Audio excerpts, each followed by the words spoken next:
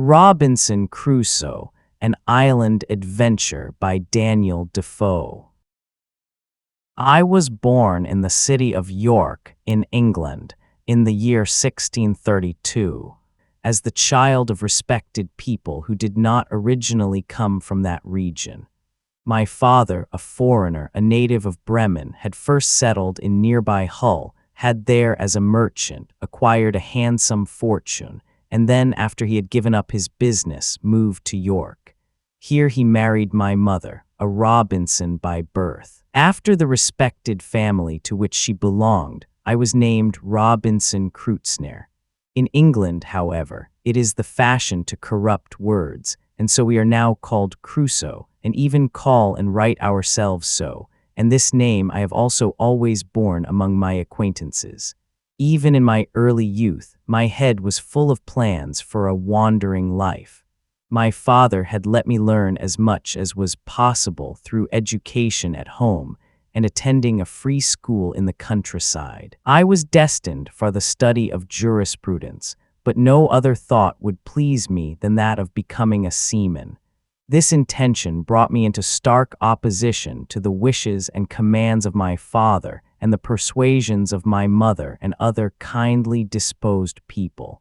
It seemed as if fate had placed an irresistible urge in my nature, which was to drive me straight into future misery. My father, who was a sensible and serious man, saw through my plans and sought to dissuade me from my seaman's dreams with earnest remonstrances. One morning, he had me come into his room and spoke about that matter with great warmth. "What other reasons," said he, "than the mere inclination for an unsettled life could move you to want to leave your father's house and home, where you have good prospects, and with diligence and perseverance can make your fortune in a quiet and comfortable life? Only people in desperate situations, or those who aspire to great things, go abroad on adventures to elevate themselves through undertakings and become famous, undertakings which lie outside the ordinary course. Such undertakings, however, are either too high or too low for you. You belong to the middle station. Here one most surely attains earthly happiness. One is neither exposed to the misery and hardship of the class of people who live only by manual labor, nor is one afflicted by the pride of luxury, ambition, and the sorrow, for these bad qualities are at home in the world of the rich. Best of all, my father added, you can recognize the blessedness of the middle station from the fact that it is envied by all who do not belong to it. Even kings have often lamented the misfortunes that their high birth entails and wished to be placed in the middle of the extremes, between high and low. I will indeed, my father concluded, not cease to pray for you, but I tell you this in advance. If you pursue your foolish plans, God will not give his blessing to it, and you will perhaps one day have leisure enough to reflect that you have cast my counsel to the winds. But then there might well be no one there to help you to return. At these last words, which, as my father himself hardly suspected, were truly prophetic, tears streamed abundantly down his face. When he spoke of the time of too late repentance, he was so moved that he could not speak further. I was deeply moved in my inmost soul by his words, and how could it have been otherwise? My resolution was firm to give up the thought of going abroad and to settle down at home according to my father's wishes. But even after a few days, these good resolutions had vanished, and to escape the painful entreaties of my father, I resolved a few weeks later to run away secretly.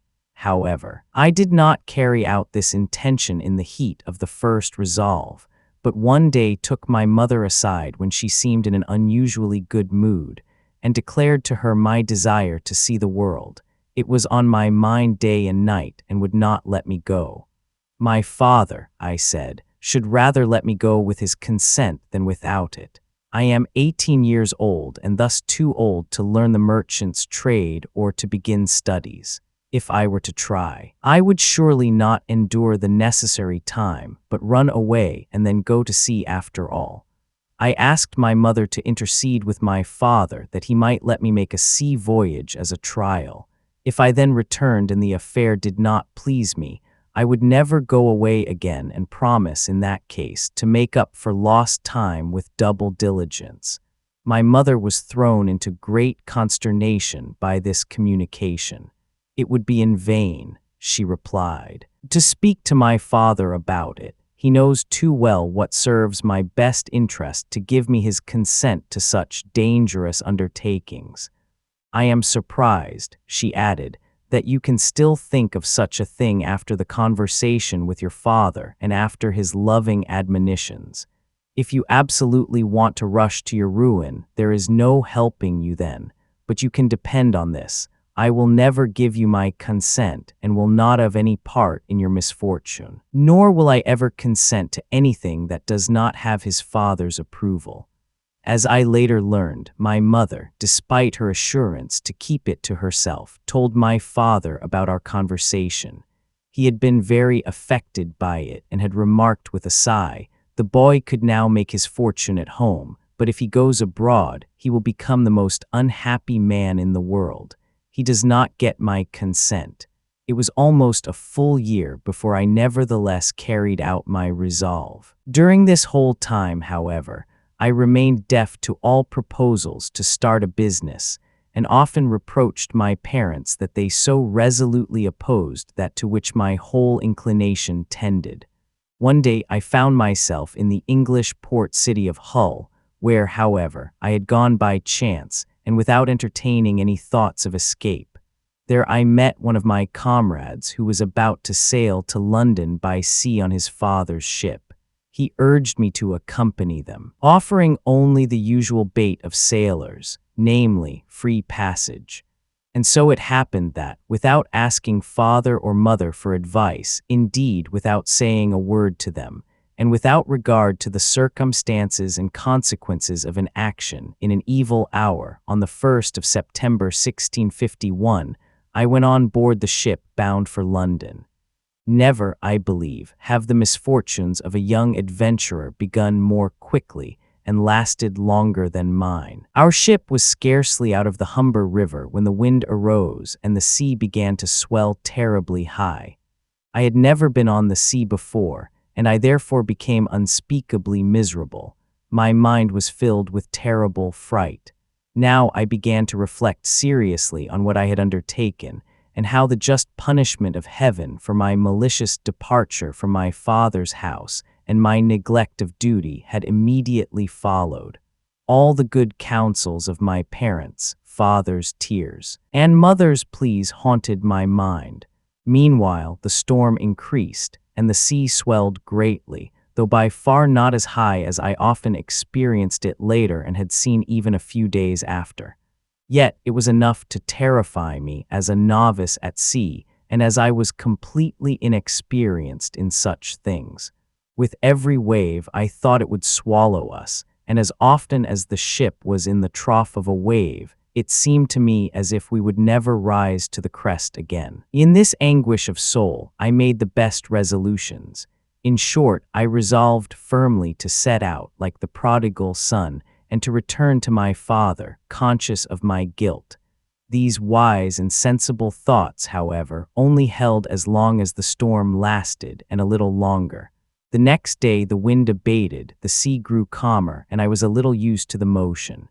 Yet I remained quiet and serious all day, still suffering somewhat from seasickness. In the afternoon, however, the weather cleared up, the wind died down completely, and a delightful evening followed. The sun set brightly, and the next morning just as beautifully. We had little or no wind, the sea was smooth, the sun shone upon it, and I had a sight as glorious as I had never seen before. After a sound sleep, free from seasickness, in the best of moods, I contemplated with admiration the sea, which yesterday had been so wild and terrible, and now was so peaceful and graceful. And just now, so that my good resolutions should indeed not hold, my comrade who had enticed me approached me. "Well, young man," he said, clapping me on the shoulder with his hand, "how did it go? I'll warrant you were frightened by that handful of wind we had yesterday." A handful of wind, you call that? I replied, it was a terrible storm. A storm, you call that? He retorted. Give us a good ship and open sea. And we usually don't say a word about such a miserable breeze, but you are only a freshwater sailor. Come, let's make a bowl of punch, and you will soon no longer think of this storm. Wow, what splendid weather we have. To be brief, we did according to sailors' custom. The punch was made, and I got thoroughly drunk. The recklessness of that one evening drowned all my repentance, all my thoughts about the past, all my resolutions for the future. Just as the sea, when the storm had abated, had assumed its smooth face and peaceful calm, so too the turmoil in my soul was over. My fear of being swallowed by the waves was forgotten. My old desires returned. In London, I had the good fortune, right at the beginning, to fall into good company, which is not often granted to such a thoughtless and unruly fellow like me. I made the acquaintance of a ship's captain who had just returned from the Guinean coast, and since he had done good business there in Africa, he was about to undertake a new voyage there. He took a liking to my then not entirely charmless conversation, and when he learned that I had a desire to see the world, he offered me to travel with him free of charge. I could share his table and cabin, and if I wanted to take some goods, I could sell them in Africa on my own account and perhaps thereby be encouraged to further undertakings. I accepted this offer and formed a close friendship with the captain, an honest and upright man. This was the only one among my voyages that I can call a happy one. I owe this only to the integrity of my friend, the ship's captain. Through his instruction, I also acquired a fair knowledge of mathematics and navigation. He taught me to chart the ship's course, to make observations, in short, everything necessary that a sailor must know, since it gave him pleasure to instruct me. I also had pleasure in learning from him, and so, on this voyage, I became at once a merchant and a sailor. Further years on the high seas followed. Besides, I spent 4 years in Brazil, and there ran a small sugarcane plantation. There I had not only learned the local language, but also gained acquaintances and friends among my fellow planters and the merchants in San Salvador. In my conversations with them, there had often been talk of my 2 voyages to the coast of Guinea, of the manner of trade with the Africans, and also of how easy it was there for trifles like toys, glass beads, knives, scissors, hatchets, and the like, to get gold dust, guinea grains, and elephant tusks in return.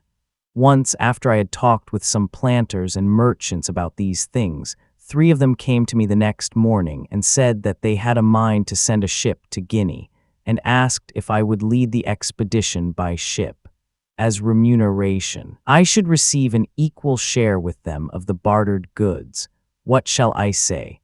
I blindly followed the enticements of my imagination and did not listen to the voice of reason. The ship was equipped, the cargo delivered, and everything set in motion. In an evil hour I went on board on the 1st of September 1659, precisely the day on which, 8 years before, I had fled from my parents in Hull, defying their commands and foolishly squandering my own happiness. Our ship, about 120 tons burden, carried 6 cannons and a crew of 14 men, besides the captain, the ship's boy, and myself. We had no heavy cargo, but only such goods as were suitable for trade with the Negroes, pearls, shells, and all sorts of trifles like small mirrors and the like. On the very day I went on board, we weighed anchor. We first kept northwards along the Brazilian coast, then from the 10th or 12th degree of north latitude, to steer across to Africa, which was the usual course there at this time of year. We had very good weather, except for the great heat near the coast. From the latitude of Cape St. Augustine, we lost sight of land and headed seaward, as if we were heading for the island of Fernando de Noronha, which, however, we left to the east. After a 12-day voyage, a violent hurricane surprised us, so that we completely lost our bearings. the hurricane arose from the southeast, then turned to the northwest, and then settled in the northeast. From there it raged in such a terrible manner for 12 days that we could do nothing further than let ourselves be driven by the fury of the squall. I need hardly say that during this whole time I expected my demise every day, and that no one on the ship hoped to escape with their lives. About the 12th day, the storm abated a little, and the captain began, as best he could, to get his bearings again. According to his calculations, we were near the coast of Guyana, north of the Amazon River, and near the Orinoco, which is usually called the Great River. The captain consulted with me as to what course he should now take and was inclined, since our ship was leaky and badly damaged, to return directly to the Brazilian coast, against which, however, I resolutely protested. We therefore first studied the sea chart and saw that we would not encounter any inhabited land until we came into the region of the Caribbean islands. Therefore, we resolved to steer towards Barbados, which, if we aimed so as to avoid the Gulf Stream of the Bay of Mexico, we could certainly reach within about 15 days. For without repairing our ship and taking on provisions for ourselves, we would in no case have been able to reach the African coast. With this intention, we now changed course and steered west-northwest to make a stop at one of the English islands. But it was to turn out differently. A new storm overtook us and drove us westward with such violence that we were out of the range of all civilized population, and in the danger, even if the sea spared us, of probably being eaten by savages rather than returning home. In this sad plight, while the wind was still blowing very hard, one morning, the cry "Land" was heard from one of our men. But scarcely had we hurried on deck to see where we were than our ship struck a sandbank. As soon as it was fast, it was so flooded by the waves that we all believed ourselves lost and retreated as quickly as possible into the cabins to seek shelter from the foaming waves. No one who has not gone through something similar can imagine human helplessness in such a situation. We did not know where we were, whether the land to which we had been driven was an island or part of the mainland, whether it was inhabited or not. Also, since the wind, though somewhat abated, was still very strong, we had to fear every moment that the ship would go to pieces, unless, as by a kind of miracle, the wind suddenly changed. Quite contrary to our expectation, however, the ship did not break apart, and as the captain assured, the wind suddenly began to abate. Nevertheless, since we were aground on the shore and had no hope of getting the ship afloat, nothing remained for us in our sad situation but to consider how we might save our bare lives. Before the storm, we had had a boat at the stern of our ship, but during the tempest it had been dashed against the rudder, then broken loose, and had either sunk or been driven away. We still had another boat on board, but it seemed impossible to launch it. However, there was no time for long deliberation, as we expected to see the ship in pieces any minute, and some cried out it had already burst. Despite this dire situation, the mate, with the help of the rest of the crew, managed to launch that boat. All 11 of us jumped into it, entirely committed to the mercy of God and the wild sea, for although the storm had considerably abated, the waves still ran terribly high. Our distress was still great enough. It was clear beforehand that the boat could not hold in the high waves but must sink. We had no sail, nor could we have done anything with it. Therefore, we worked our way landward with the oars, but only with heavy hearts, for we were aware that the boat, as it got nearer to the coast, must be dashed to 1,000 pieces by the surf. Nevertheless, committing our souls to God, we rowed with all our strength, with our own hands, towards our destruction. Whether the coast consisted of rock or sand, whether it was flat or steep, we did not know. The only glimmer of hope that remained to us was the prospect that we might perhaps run the boat into some bay or river mouth, or shelter ourselves under a projection of the coast until the coming in of the flood tide. But none of these things were to be seen. Rather, as we approached the shore, the land presented an even more terrible sight than the sea itself. We had, according to our calculation, rowed about 1.5 miles, or rather been driven by the water, when a mountain-high, raging wave rolled straight towards us and made us expect the coup de grace. It struck the boat with such violence that it immediately overturned it, and not only threw us out of it, but also separated us from one another, before we could even utter a prayer. We were all swallowed by the waves. The confusion of my thoughts upon sinking into the water is indescribable. Although I swam very well, the wave, before I could catch my breath, had carried me an immense distance towards the shore, and when it then, exhausted, receded, I found myself half dead from the swallowed water, left on almost dry land. I still possessed enough presence of mind, finding myself unexpectedly so near the mainland, to stand up and try to get as far as possible towards the shore before another wave came and took me with it. This attempt, however, failed. A wave like a great hill, like a furious enemy with whom I could not think of fighting, rushed after me. Nothing remained for me but to hold my breath and keep myself above water as best I could. My main concern was that the sea, as it had driven me a good distance inland, should not carry me back just as far. The new wave immediately pulled me 20 to 30 feet into the deep. I could feel it carrying me with great force and speed a considerable distance towards the shore. Again, I held my breath and strove with all my might to swim forward. My breath was almost gone when I suddenly surfaced and saw my hand and head above water. Although this lasted only 2 seconds, it was enough to give me new air and new courage. Again I was covered with water for a good while, but then, when the wave had exhausted itself and receded, I felt ground under my feet. I stood still for a few moments, caught my breath, and immediately hurried with all my strength towards the shore. But this time, too, I did not escape the sea, which flooded over me anew. Twice more the waves caught me, and as the coast was very flat, drove me forward as before. The last of these 2 times could easily have been fatal for me. The sea threw me against a piece of rock with such force that I lost consciousness and lay there quite helpless. However, I came to myself shortly before the return of the wave and resolved this time to cling firmly to the rock and, if possible, hold my breath until the wave returned. This succeeded, as the waves were no longer as high as before.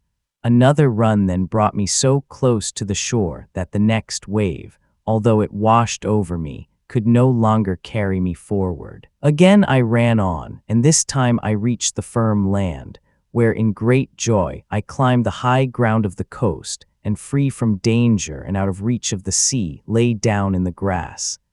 Now that I was saved, I lifted my eyes up and thanked God for my life, for the preservation of which, only a few minutes before, I could not have hoped. I believe it is impossible to describe the delight and bliss of a man who has, so to speak, escaped directly from the grave. With uplifted hands, completely absorbed in the feeling of my rescue, I walked up and down the beach. I thought of my drowned companions and that I was the only saved soul among them all, for I saw none of them again, nor any sign of them, except for 3 hats, 1 cap, and 2 unmatched shoes. When I looked at the stranded vessel, which had been almost hidden from my sight by the force of the surf, I exclaimed involuntarily, "My God, how was it possible that I could reach the land?" When I began to look around and see on what kind of land I actually was, and what to do next, my courage soon sank again, and I realized that my rescue was a terrible favor. I was drenched and could not change my clothes, had nothing to eat nor anything to drink for refreshment. No other prospect offered itself to me than to starve or be eaten by wild animals. And what particularly troubled me, I possessed no weapons to kill any animal for food. I carried nothing with me but a knife, a tobacco pipe, and a little tobacco in a pouch. This was all my property, and I fell into such despair over it that I ran to and fro like a madman. Night came, and I began with a heavy heart to consider what my fate would be if there were wild animals here, of which I knew they always go out for prey at night. The only solution that occurred to me was to climb a thick, bushy tree, the kind of thorny fir which stood near me. I resolved to sit there all night. I walked a few steps along the beach to look for fresh water, which I then found to my great joy. After I had drunk, I climbed the tree and tried to position myself on it so that I would not fall off in my sleep. Beforehand, I had cut myself a short stick, a kind of club, for my defense, and then, due to my great fatigue, I fell into a deep sleep on the tree and slept as refreshingly as few in my situation could have managed. Never in my life, I believe, has slumber done me so much good as then. When I awoke, it was broad daylight. The weather had cleared and the storm had abated so that the sea was calm. What surprised me most was that the ship, during the night, by the flood tide, had been driven from the sandbank where it had stranded, almost to the rock against which the wave had thrown me so violently. It was about a mile from the coast and still stood upright. I greatly wished to be on board to be able to save at least some necessary items for myself. Shortly after noon, the sea was calm, and the ebb tide so strong that I could get within a quarter of a mile of the ship. Here a new sorrow befell me. I saw clearly that if we had all remained on board, we would all have been saved. Tears came to my eyes at this thought, but since I hoped to find at least some things on the ship to alleviate my stay, I resolved to try whether I could reach it. Because of the great heat, I took off my clothes and went into the water. When I reached the ship, a new, particularly great difficulty arose in the question of how I should get on board. The vessel, lying on the bottom, rose high out of the water, and I could find no handhold anywhere to pull myself up. Only after I had swum around it twice did I discover a small rope end hanging down so low at the bow that, though only with great difficulty, I could grasp it and with its help get into the forepart of the ship. I saw that a large amount of water had already entered the ship. It lay on the side of a sandbank, and the stern rose high in the air, the bow entirely in the water. Yet the deck was free, and what was on it was dry, as one can imagine. I first of all examined what was spoiled and what was not. First, I found that the entire ship's provisions were dry and spared by the water. Since I felt a strong appetite, I immediately hurried to the bread locker, filled my pockets with ship's biscuit, and ate some of it while at the same time looking through the other things. Since I had no time to lose, I also found some rum in a cabin and drank a good draught of it, which was necessary enough to revive my spirits.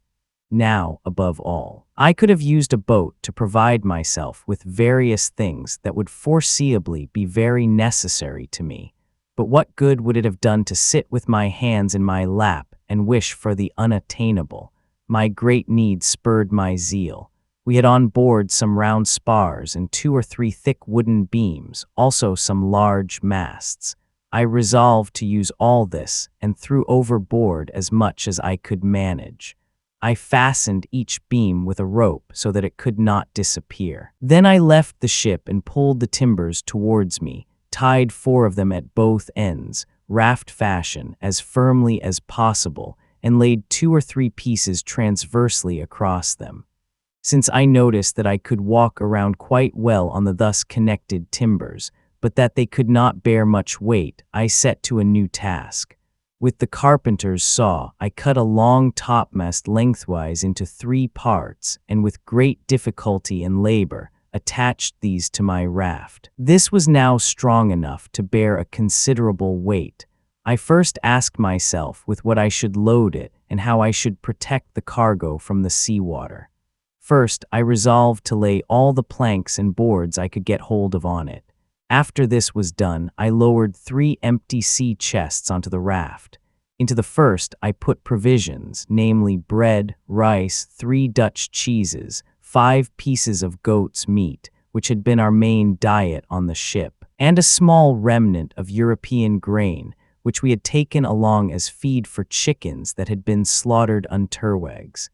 Meanwhile, the flood tide began to rise gradually. With sorrow, I saw it carry away my coat, my shirt, and my waistcoat, which I had left on the shore on the sand, while I had kept on my linen trousers, which only reached my knees, as well as my stockings when swimming. The loss of those things prompted me to rummage around for clothes, and I also found heaps of them. After a long search, I then also found the carpenter's chest, which was a very precious booty to me, and at this moment, worth more than a whole shipload of gold bars. I brought it, as it was, onto the raft, without examining its contents beforehand, as these were roughly known to me. Next, I went in search of ammunition and weapons. There were 2 very good fowling pieces and 2 pistols in the great cabin. I also knew there were 3 small barrels of powder in the ship, but I had no idea where the gunner had stored them. Only after a long search did I find them. 2 of them were still good and dry, but the third had taken water. Now I thought about how I should bring the raft to shore. I had neither sail, nor rudder, nor oars. A handful of wind, however, would have been enough to overturn an entire vessel. 3 things, however, encouraged me. First, the calm sea. Second, the rising tide, which was going landward. And third, the circumstance that the little wind there was blew in the direction of the coast. Now, after I had also found several broken oars that had belonged to the ship's boat, as well as, besides the tools in the chest, 2 saws, an axe, and a hammer, I set off on my journey back to the island. For about a mile it went quite well with my raft, only I noticed that it was drifting a little from my former landing place. Thereupon, I suspected there might be a current there, and consequently perhaps a bay or a river mouth, which I could use as a harbor for my landing. So it was, in fact. Before me appeared a small opening of land, and the tide flowed there. Into this current I tried to keep my raft as well as possible. Now, however, I almost suffered shipwreck for the second time, and this time I would hardly have overcome the grief, because, not knowing the nature of the coast, my raft, with one end, ran onto a shallow, or, as the other end did not also hit the bottom, it was not far from my whole cargo slipping off and falling into the water. I did my utmost to prevent this by sitting on the chests at the back to hold them in place.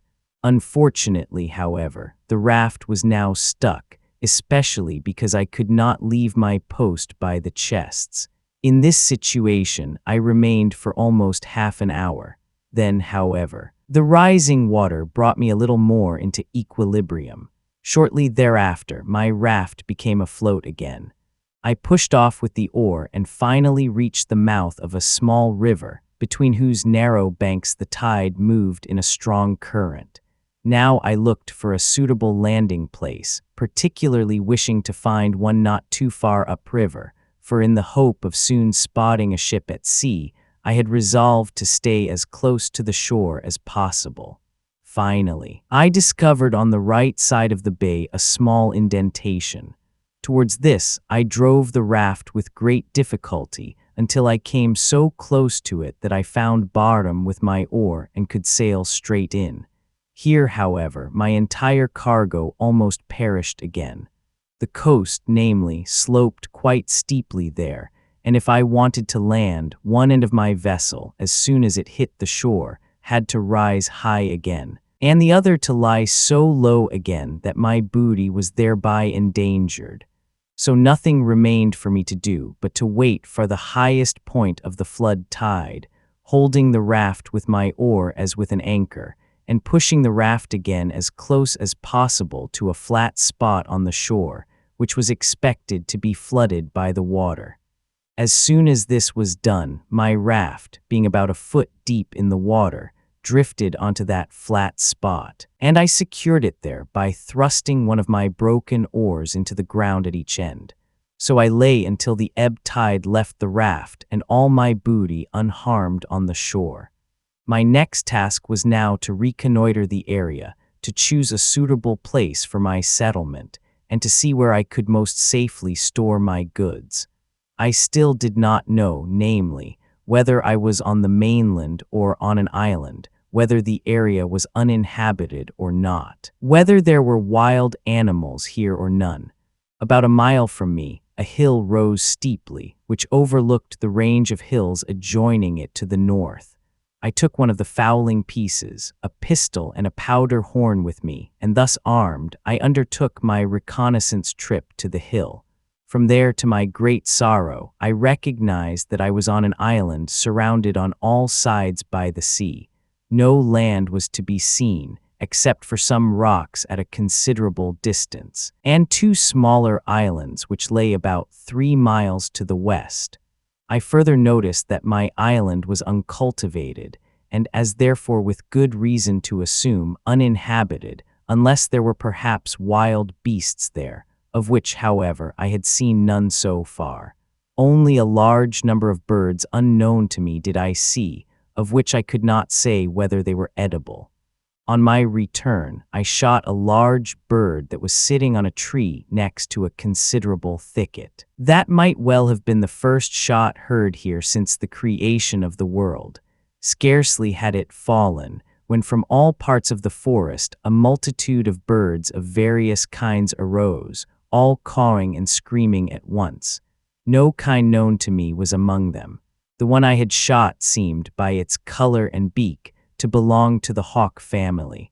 Contenting myself for the time being with these results of my exploratory walk, I went back to my raft and occupied myself for the rest of the day with bringing the cargo ashore. Since I was afraid to sleep on bare earth because of any wild animals that might be present, later it turned out that this fear had been unfounded. I barricaded myself as best I could with the chests and boards I had brought ashore, and built myself a kind of hut for my next night's lodging. As for my diet, I had noticed nothing usable for the time being, except for some hare-like animals that had run out of the forest in which I had shot the bird. I now considered that I could still fetch many useful items, and especially the ropes and sails, from the ship. Therefore, I resolved to undertake another voyage to the stranded vessel. With some fear, I had thought that during my absence from land, my provisions there might be stolen. But on my return, I found no trace of a guest. Only I saw an animal similar to a wild cat sitting on one of the chests, which, when I approached, ran a short distance away and then stood still. It looked quite calmly there and looked me in the face as if it had a desire to make my acquaintance. I aimed my gun at it, but it did not understand it. At least, it made no sign of running away. Thereupon, I threw it a piece of biscuit, although I could not be very generous with it, as my supply was not extensive. The animal ran to it, sniffed it, ate it, and then looked at me contentedly, as if it wanted more. Since it saw that there was nothing more to expect, it ran away. After I had brought my second cargo ashore, I would have liked, above all things, to open the powder kegs in order to remove the contents gradually, for they were large, heavy containers. But I thought it more advisable first to make myself a tent out of sailcloth and some poles which I had felled for this purpose. As soon as this was finished, I brought everything into it that could be damaged by rain or sun. Around the tent, I piled up all the empty chests and barrels to secure myself against sudden attacks by men or animals. Thereupon, I closed the entrance with some boards from the inside, and with an empty chest from the outside, spread a bed on the floor, laid my 2 pistols and my fowling piece beside me, then went to bed for the first time again, and slept very peacefully all night. My fatigue was understandable enough, as I had slept little the previous night and had worked hard the last day. Although I now possessed the largest magazine of objects that perhaps any single man has ever hoarded around him, I was nevertheless not content with it, for since the wrecked ship still remained in its former position, I believed myself obliged to get out of it whatever I could. So I went on board every day at low water and brought over this and that object. The third time I fetched as much as I could of the tackle, all the thin ropes and lines, a piece of canvas intended for mending the sails, and the barrel with the wet powder. Subsequently, I gradually took possession of all the sailcloth, but did not leave it whole, but cut it unceremoniously into pieces so that it could only be used as mere canvas. How great, however, was my joy when, after 5 or 6 such trips, while I already believed the ship contained nothing more useful for me, I discovered another large cask of bread, 3 considerable containers of rum and spirits, a box of sugar, and a small barrel of fine flour. I emptied the bread cask, wrapped the loaves individually in pieces of sailcloth, and brought everything safely ashore. From now on, I went daily to the shipwreck. When I was preparing to go on board for the 12th time, I felt the wind rising. Nevertheless, I undertook the journey during the ebb tide. I then discovered, although I had believed the cabin to be completely cleared out, a chest of drawers in which were several razors, a pair of large scissors, and 10 to 12 good knives and forks. In another container, however, lay a small pile of money, about 36 pounds worth, in European and Brazilian gold and silver coins. At this latter sight, I could not suppress an ironic smile. "Wretched trash," I cried. "What use are you to me now? One of those knives is more use to me than your whole pile. Stay where you are and drown like an animal for which it is not worth losing one's life to save." After better consideration, however, I took the money with me nevertheless. I wrapped all my booty in a piece of canvas and prepared to make a new raft. While I was just about to do so, I saw that the sky was clouding over. At the same time, the wind increased, and after a quarter of an hour, a very fresh breeze was blowing from the land. I immediately considered that with a raft I could not land against the wind, and that I must be across before the flood tide began if I wanted to reach the shore at all. So I jumped into the water without further ado and swam to the coast, though not without considerable effort, partly because of the weight I had to carry, partly because of the current of the water, for the wind had become strong. And by the time the full flood tide came in, a proper storm had arisen. But by then I was already safe and sound at my little tent, where I lay, my entire wealth spread out around me, secure.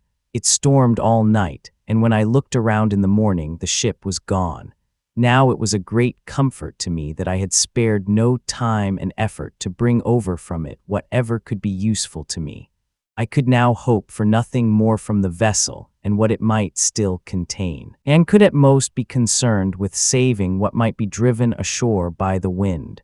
Indeed, this happened later with several pieces, which, however, I could make little use of. Now I immersed myself completely in considering how I should protect myself against the savages, if any should appear, or against the beasts, if any were on the island. I was initially undecided whether to dig a cave in the earth or erect a tent. Finally, I resolved to do both. The manner in which I accomplished it will not be uninteresting to whoever hears my report.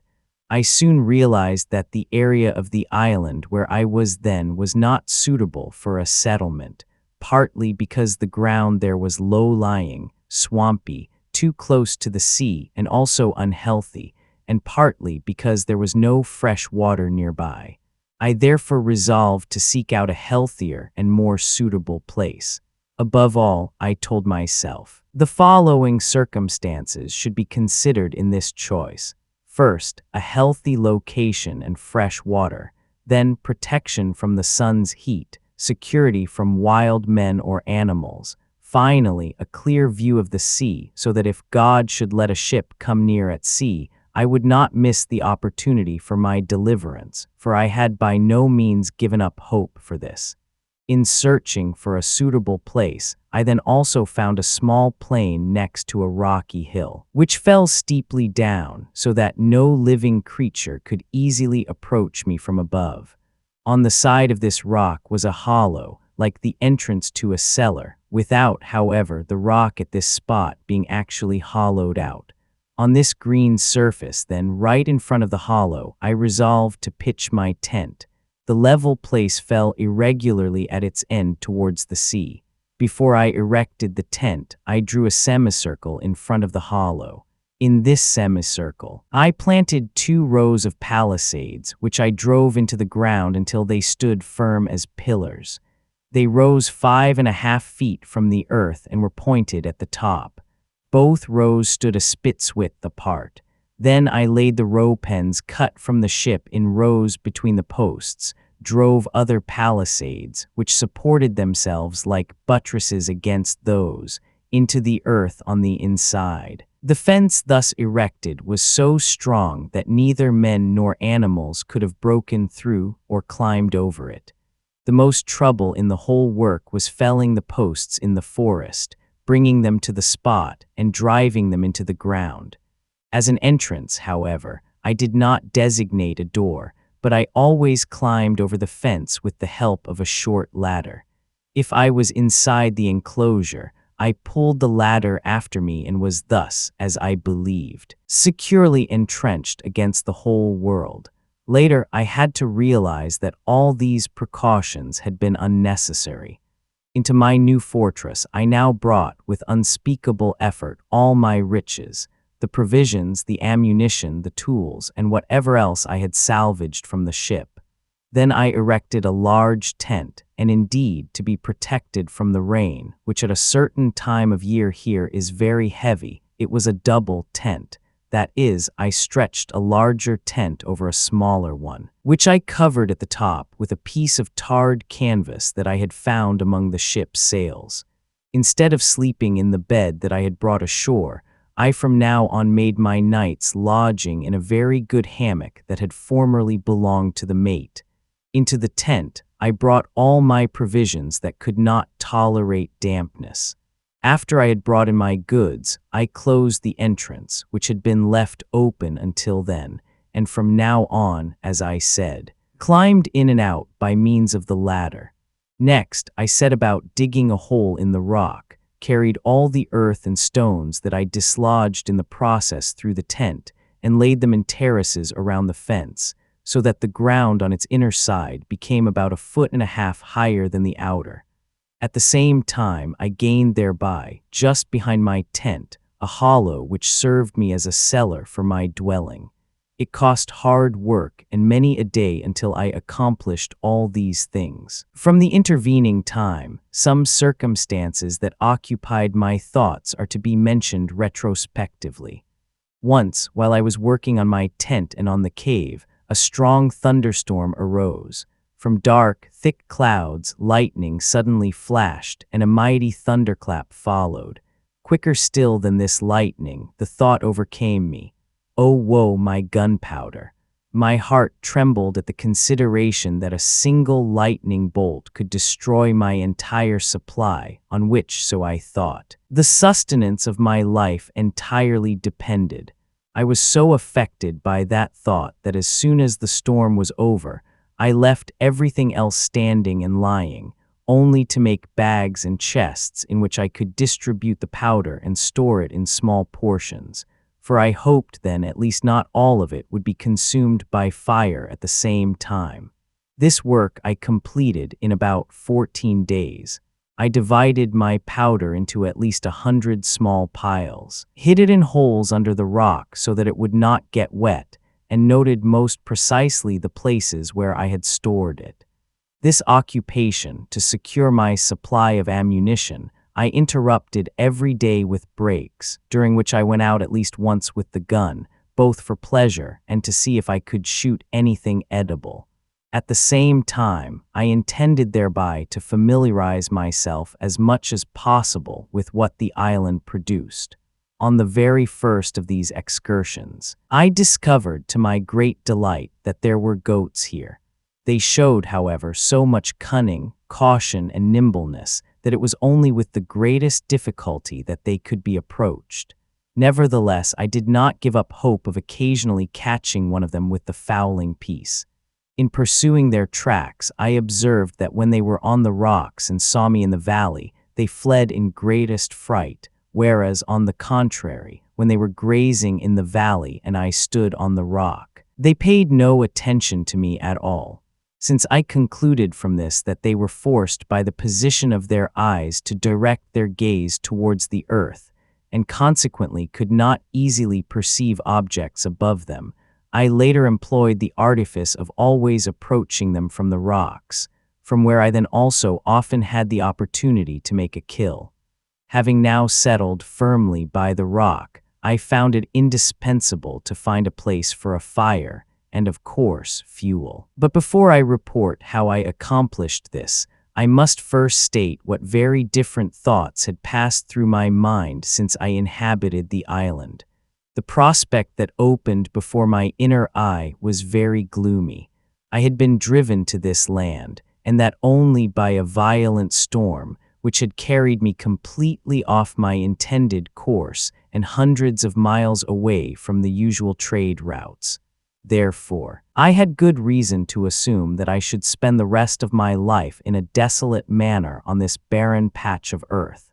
But these thoughts were always quickly diverted into a different direction by some other consideration, especially once when I was reflecting on my situation on the beach, gun in hand. The consideration forced itself upon me. Yes, it is true, you are in a desolate situation.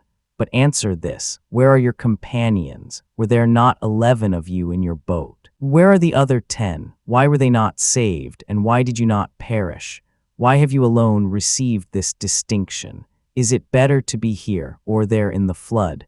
Is one not obliged to consider all evil at the same time with what good it offers, and to compare it with what could be worse? Then it occurred to me how well my sustenance was provided for here, and in how much worse a situation I would be if, by chance, the ship had not been driven so close to land from the place where it had wrecked that I was able to get all those things out of it. Above all, I exclaimed in a loud soliloquy, what would I have done without a gun, without ammunition, without any tools, without clothes and beds, without a tent or any other shelter? Then I remembered that I now possessed all these things abundantly, and was on the way to be able to provide for my sustenance even without the guns. Once my ammunition was exhausted, for from the beginning I had thought about how I would provide for myself for the time when not only my supply of ammunition would be finished, but also my strength and health would decline. Now, however, I will tell the sad report of a solitary existence, such as perhaps no other man on earth has led from its beginning, and continue it in all order. We had, by my calculation, the 30th of September when I first set foot on that terrible mainland. It was therefore the time of year when, with us, the sun is at the autumnal equinox. On my island, however, it blazed almost vertically over my side. As I believed to know from a calculation I had made, my island lay 9 degrees 22 minutes north of the equator. After about 12 days, it occurred to me that if I did not take precautions, I would, for want of books, pen, and ink, err in the reckoning of time, and soon would not even be able to distinguish Sunday from the weekdays. To prevent this, I invented the following expedient. I cut with my knife on a large board, which I fastened to a post that I had driven into the earth where I had landed, the words, "Here I landed on September 30, 1659. On the sides of this square post, I made a notch with my knife daily, on every 7th day, one twice as long as on the others, and again on the first day of each month, a notch twice as large as those for the Sundays. In this way I kept my calendar, my weekly, monthly, and yearly reckoning.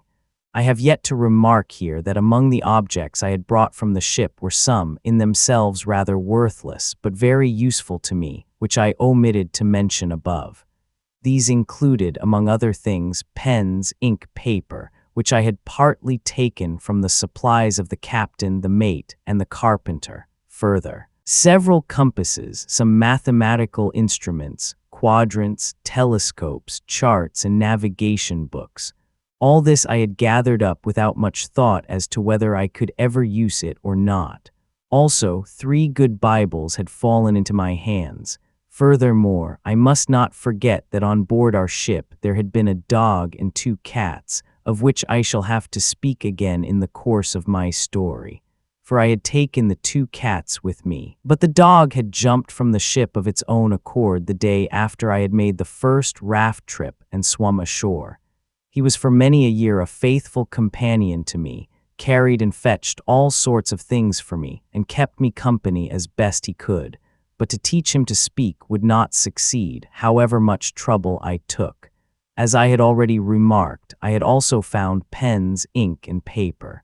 I used them very sparingly, but nevertheless, as long as the supply lasted, I recorded all my experiences in the greatest detail.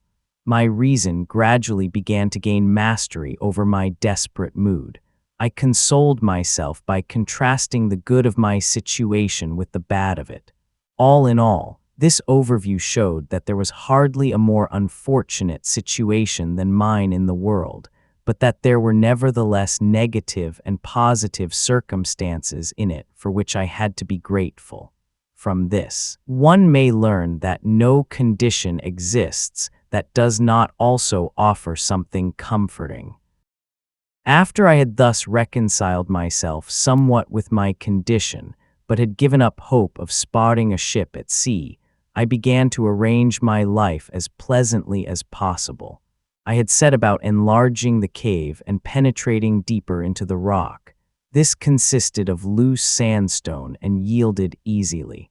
Since I believed myself sufficiently protected against wild animals, I worked my way completely through the rock and thus got a door to the outside, through which I could leave my fortress. So I had not only an exit and an entrance, but also a larger container for my possessions. I immediately began to make those objects that seemed most necessary to me, namely, above all, a table and a chair, since without these I could not even enjoy the little comfort that was offered to me in the world. For without a table, I could neither write nor eat, nor do anything else with any convenience. I had never in my former life had tools between my fingers, and yet I soon recognized now that it would be possible for me, through work, perseverance, and zeal, to make everything I needed myself. First, I made a table and chair for myself from the short planks that I had brought from the ship on my raft. Furthermore, after some boards had been finished in the manner indicated above, I placed large shelves, 1.5 feet wide, one above the other on the side wall of my cave, to lay all my tools, nails, and iron implements on them, and to have everything in a specific place for greater convenience. Thereupon, I drove pegs into the rock wall to hang my gun and other such things on them. My cave now looked like a large magazine with all indispensable things, and I had everything so at hand that this order gave me great pleasure. From now on, I also began to keep a diary, and in it my daily. The order of my being, I felt anew that various things were still very much lacking to me, for example, lights. As soon as it got dark, which was usually around 7 o'clock, I had to go to bed. Now I often wished for the lump of beeswax from which I had formerly made candles back. To remedy that deficiency, I found no other means than that, as often as I killed a goat. I collected the fat and used a small clay vessel, which I dried in the sun and provided with a wick of tow as a lamp. It shone, though not quite, yet almost as brightly as an ordinary candle.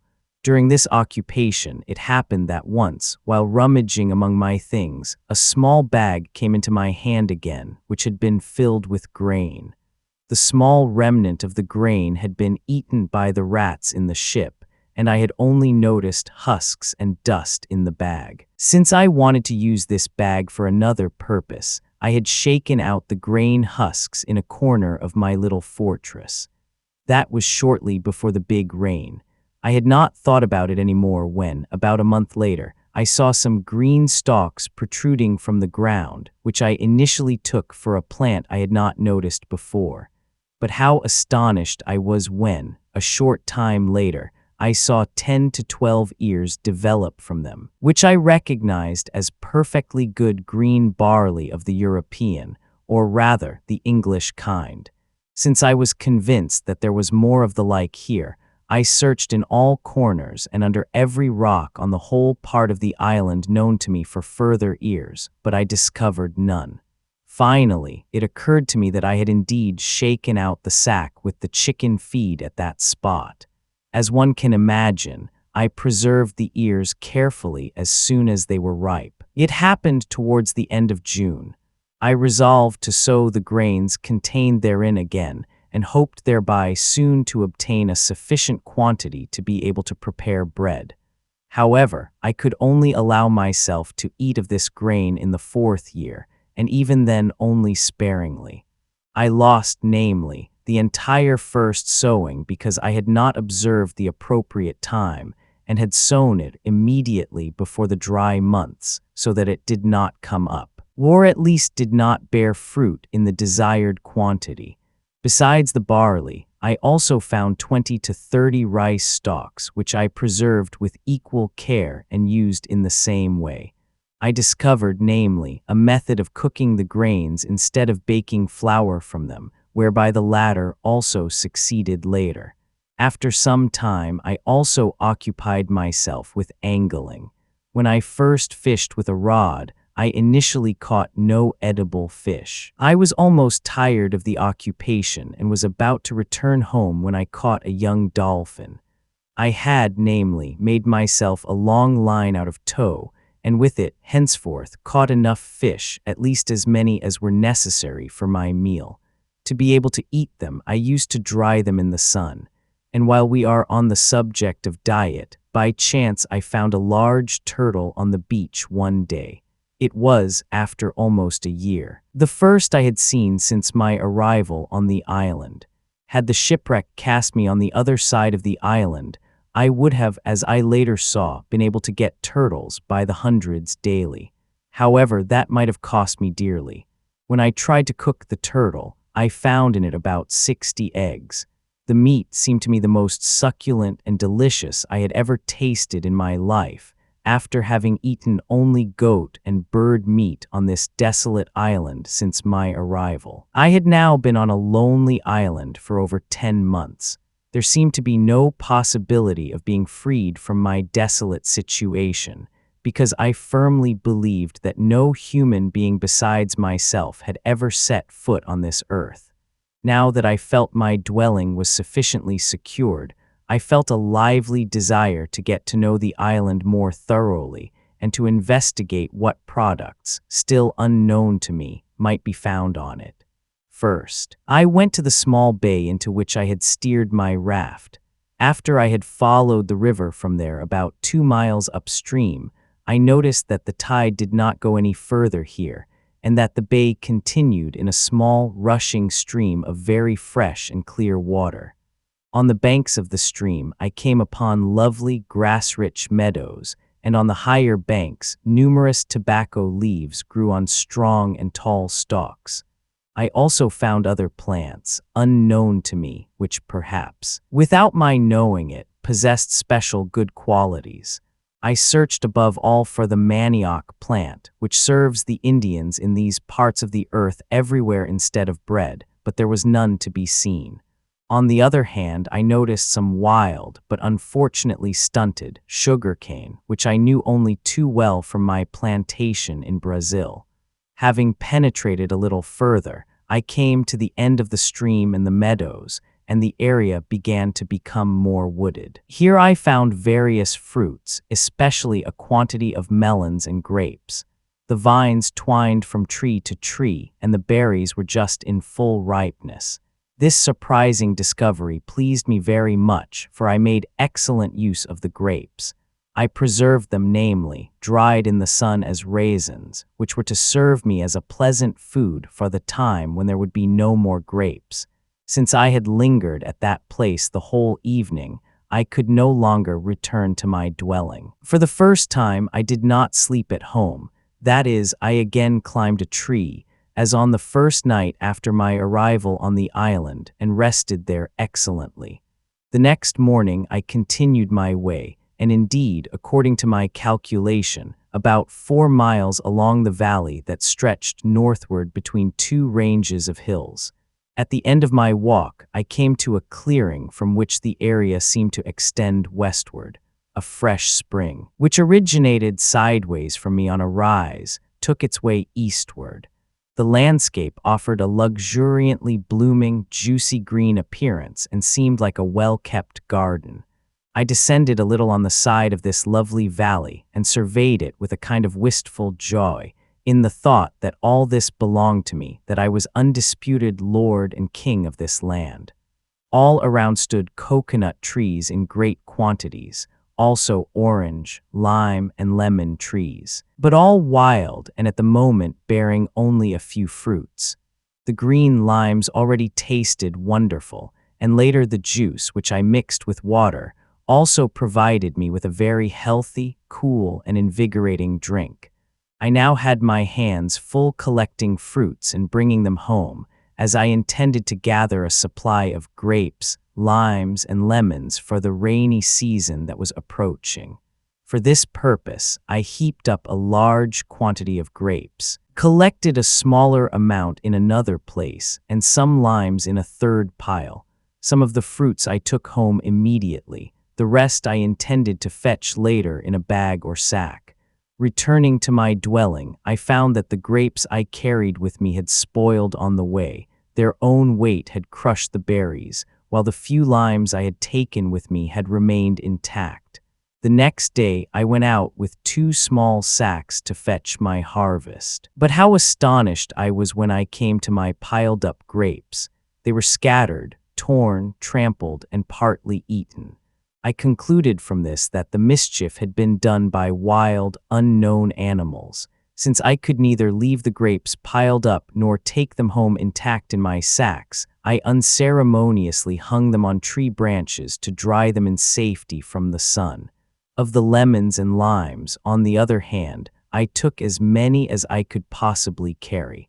On the way home, I contemplated with great joy the fertility of the valley and the loveliness of the region, which was also protected from storms and abundantly supplied with water and wood.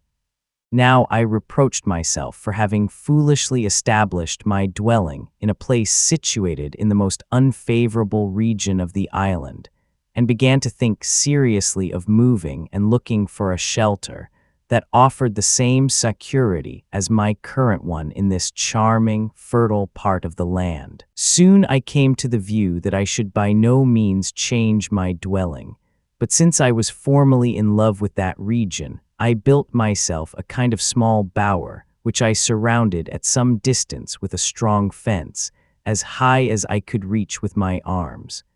There I sometimes slept for several nights in a row, quite peacefully, by climbing over the fence, like the one around my old dwelling, with a ladder. So I could then imagine myself now possessing a country house and a house on the coast.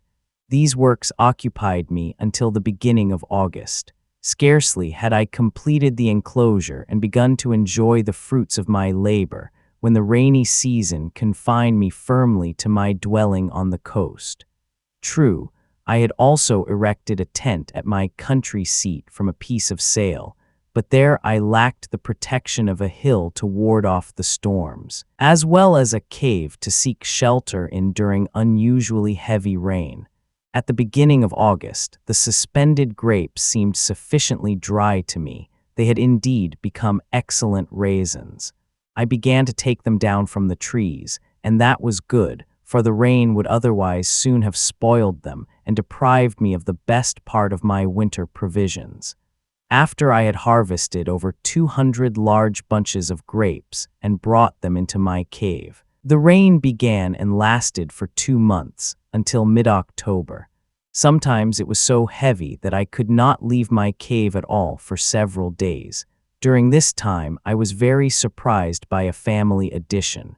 I had been worried for a while about one of my cats which had disappeared, so that I had believed it had perished. After she had not been seen or heard from for a considerable time, she suddenly came home towards the end of August with 3 kittens. This astonished me greatly. True, I had once shot a wild cat, but it seemed to me to have been completely different from the European kind, and I had therefore believed the native species here would not mate with that one. The kittens, however, resembled the mother entirely. My meals I had now arranged as follows. For breakfast, I enjoyed some raisins. For lunch, a piece of roasted goat meat or some roasted turtle, for to my great regret, I lacked a suitable vessel for cooking.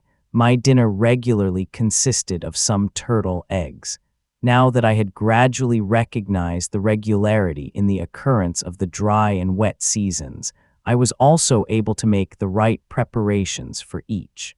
I observed that the year here did not, as in Europe, consist of summer and winter, but of rainy and dry seasons. The ratio was as follows: half of February, March, and half of April belonged to the rainy season, as then the sun was near the equinox. Half of April, May, June, July, and half of August, when the sun was north of the equator, were dry. The second half of August, September, and half of October belonged again to the rainy season, whereas the rest of October, November, December, January, and the first half of February, when the sun was south of the equator, counted as the dry period. Sometimes the rainy season lasted longer or shorter, depending on how the wind blew. I always took care to provide myself with the necessary provisions to be able to stay at home during the rainy months. This time I used very purposefully to equip myself with all sorts of things whose production could only be achieved by heavy and lengthy work.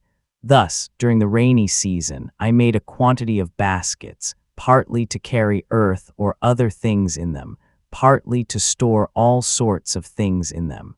My work was not very beautiful, but its results were perfectly serviceable.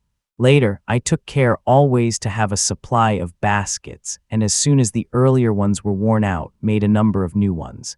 In doing so, it was particularly important to me to make the baskets as strong and deep as possible, in order to be able to store my grain in them instead of in sacks, if I should ever have a large supply of it. Soon I felt a great desire to get to know the whole island. For this reason, I resolved once to take my way along the coast on the other side of the island, and so I set out on my walk with my fowling piece, my dog, and a larger quantity of powder and lead than usual, as well as with 2 biscuits and a large bunch of raisins in my pouch. After I had passed the end of the valley in which my bower was situated, I soon got sight of the sea. Since it was an extraordinarily clear day, I suddenly discovered land in the distance, but could not distinguish whether it was an island or mainland. It lay high and stretched from west to west-southwest in a long expanse. According to my calculation, it must have been at least 15 to 20 miles away from my island. It was unknown to me what piece of earth that might be. Only so much I believed to know, that it belonged to America, and according to all my observations, must lie near the Spanish possessions. Perhaps it might be inhabited by savages, and if I had landed there, I would probably have found myself in an even worse situation than here. With such thoughts, I proceeded leisurely. As I noticed, the side of the island on which I now found myself was far more charming than mine. There were here flower-adorned savannas or meadows, and beautiful woods were found in abundance. I saw a large number of parrots, and a strong desire overcame me to catch one to tame it and teach it to speak. After several vain attempts, I also succeeded in getting hold of a young bird of this species, which I knocked from the tree with a stick, and after it had recovered, carried home. It took several years for this parrot to learn to speak. Finally, however, it had learned to call me quite intelligibly by my name. During my exploratory journey, I covered no more than 2 miles per day. Nevertheless, I always returned, through many detours which I intentionally took, tired enough to the place I had designated for my night's lodging. I slept there either in a tree or made myself an enclosure by driving stakes around me or laying them from one tree to another. Thus, wild animals could not come near me without my waking up. Reaching the seashore again, I saw with astonishment that here the beach was covered with countless turtles, whereas on the other side, within a year and a half, I had found only 3. There was also a large number of birds here, some of which I had not yet seen. Some of them provided delicious meals. By name, I recognized among them only the so-called fat geese. How easy it would have been to shoot as many of these as I pleased. I contented myself, since I was very sparing with powder and lead, rather with shooting a goat, which afforded me longer sustenance. True, there was also a quantity of these animals here, even a larger number than on my side of the island, but it was much harder for me to get at them, as they always noticed me very quickly because of the flatness of the area. This whole part of the island pleased me far better than the one where I had settled, and yet I felt not the slightest desire to leave my dwelling, for through habit it had become dear to me. I went along the coast about 12 miles eastward, planted a large post there as a marker on the beach, and then resolved to return home. My next excursion I intended to make along the other side of the island, and so to go around until I came to that post again. On my homeward journey, my dog caught a young lamb, which I, rushing up while it was still alive, snatched from him again. I wanted to take it home with me, as I had already thought about whether it might not be possible to catch 1 or 2 lambs, and thus, for the time when my powder and lead would be exhausted, to establish a breed of tame goats. So I made a collar for the little creature and led it on a leash, which I had made for myself from some toe to my bower, where I locked it up and left it behind, for I was burning with impatience to return home after more than a month's absence. I cannot describe with what joy I greeted my old dwelling and lay down to sleep in my hammock. The little journey, on which I had lived like a nomad, had been so little pleasant to me that my own house, as I called it, now seemed to me a well-ordered home. Everything around me seemed so dreary that I resolved, as long as I had to stay on the island, not to venture so far away again. For a week, I rested to recover from the exertions of my journey. The greater part of this time was taken up by an important business. I made a cage for my parrot, who already felt at home with me and had become quite well acquainted with me.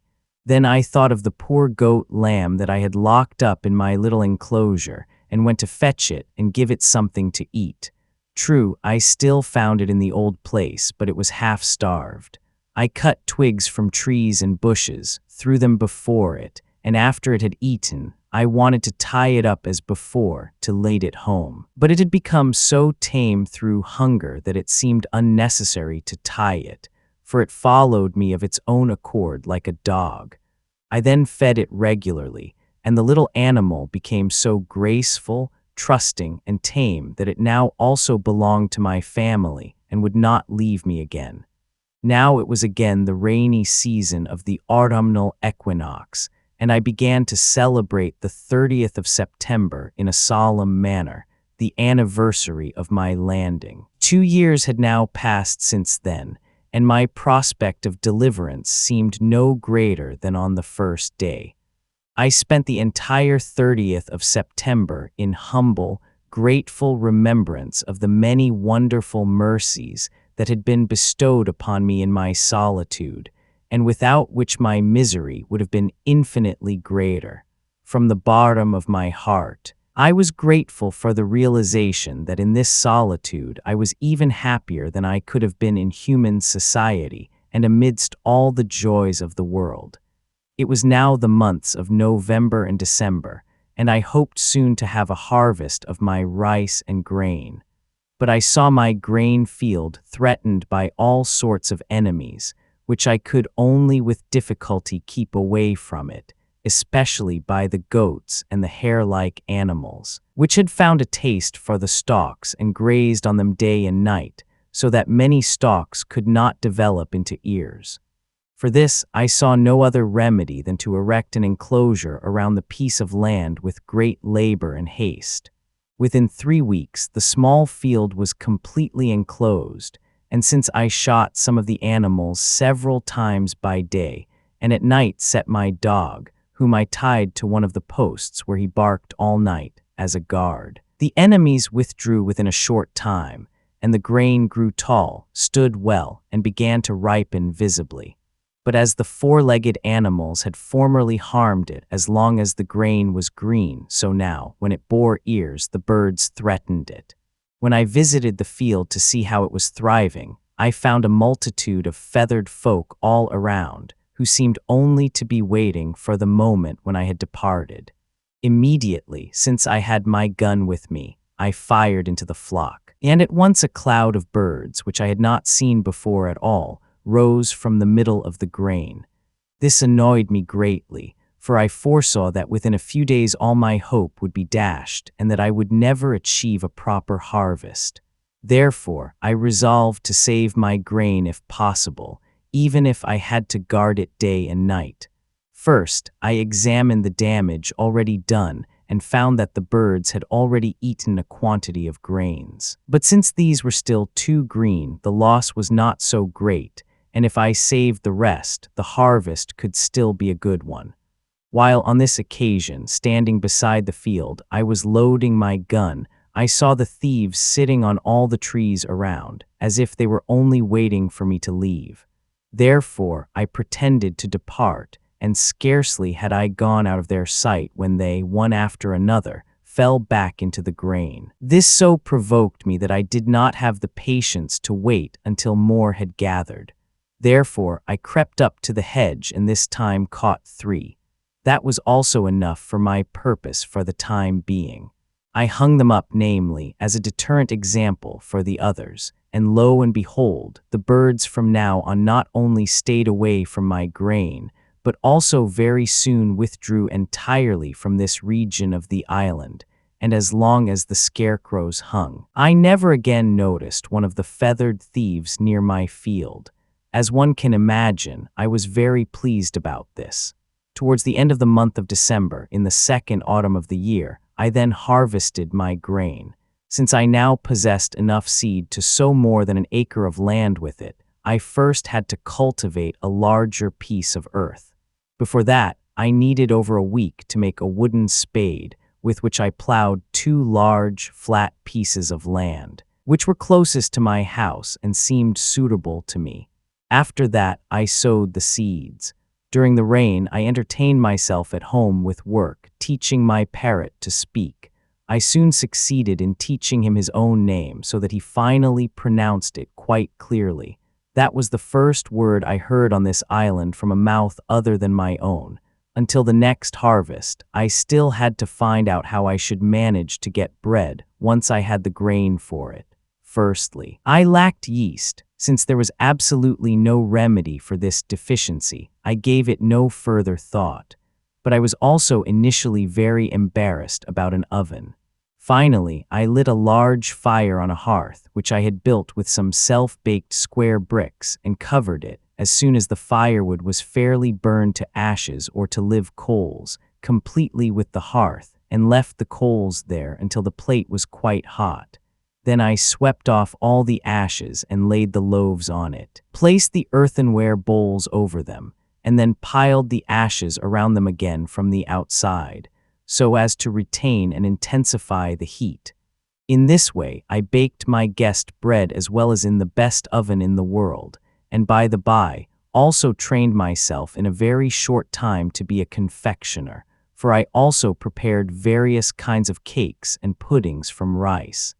It was no wonder that over all these things, the greater part of the 3rd year of my stay on the island passed, especially when one considers that in between I also had to take care of my first larger harvest and the cultivation of the field.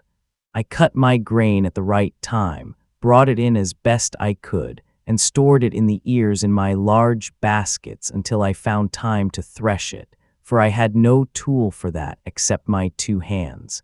As my grain supplies now began to increase, it became necessary also to enlarge the barn. I needed a special room to store my supply, for the grain had multiplied to such an extent that I possessed about 20 bushels of barley and as much or more rice, more than I could consume in a year.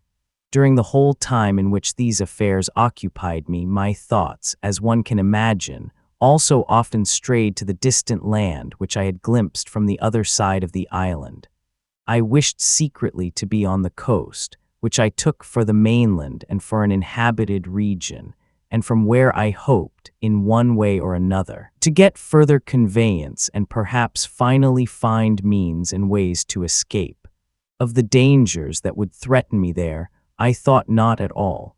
How easily could I have fallen into the hands of savages, and indeed such as I had cause to consider worse than the lions and tigers in Africa. Had I once fallen into their power, then it was 1,000 to 1 that they would perhaps eat me, for I had heard that the inhabitants of the Caribbean coast were cannibals, and according to my calculation of the latitude, I was not far from this coast.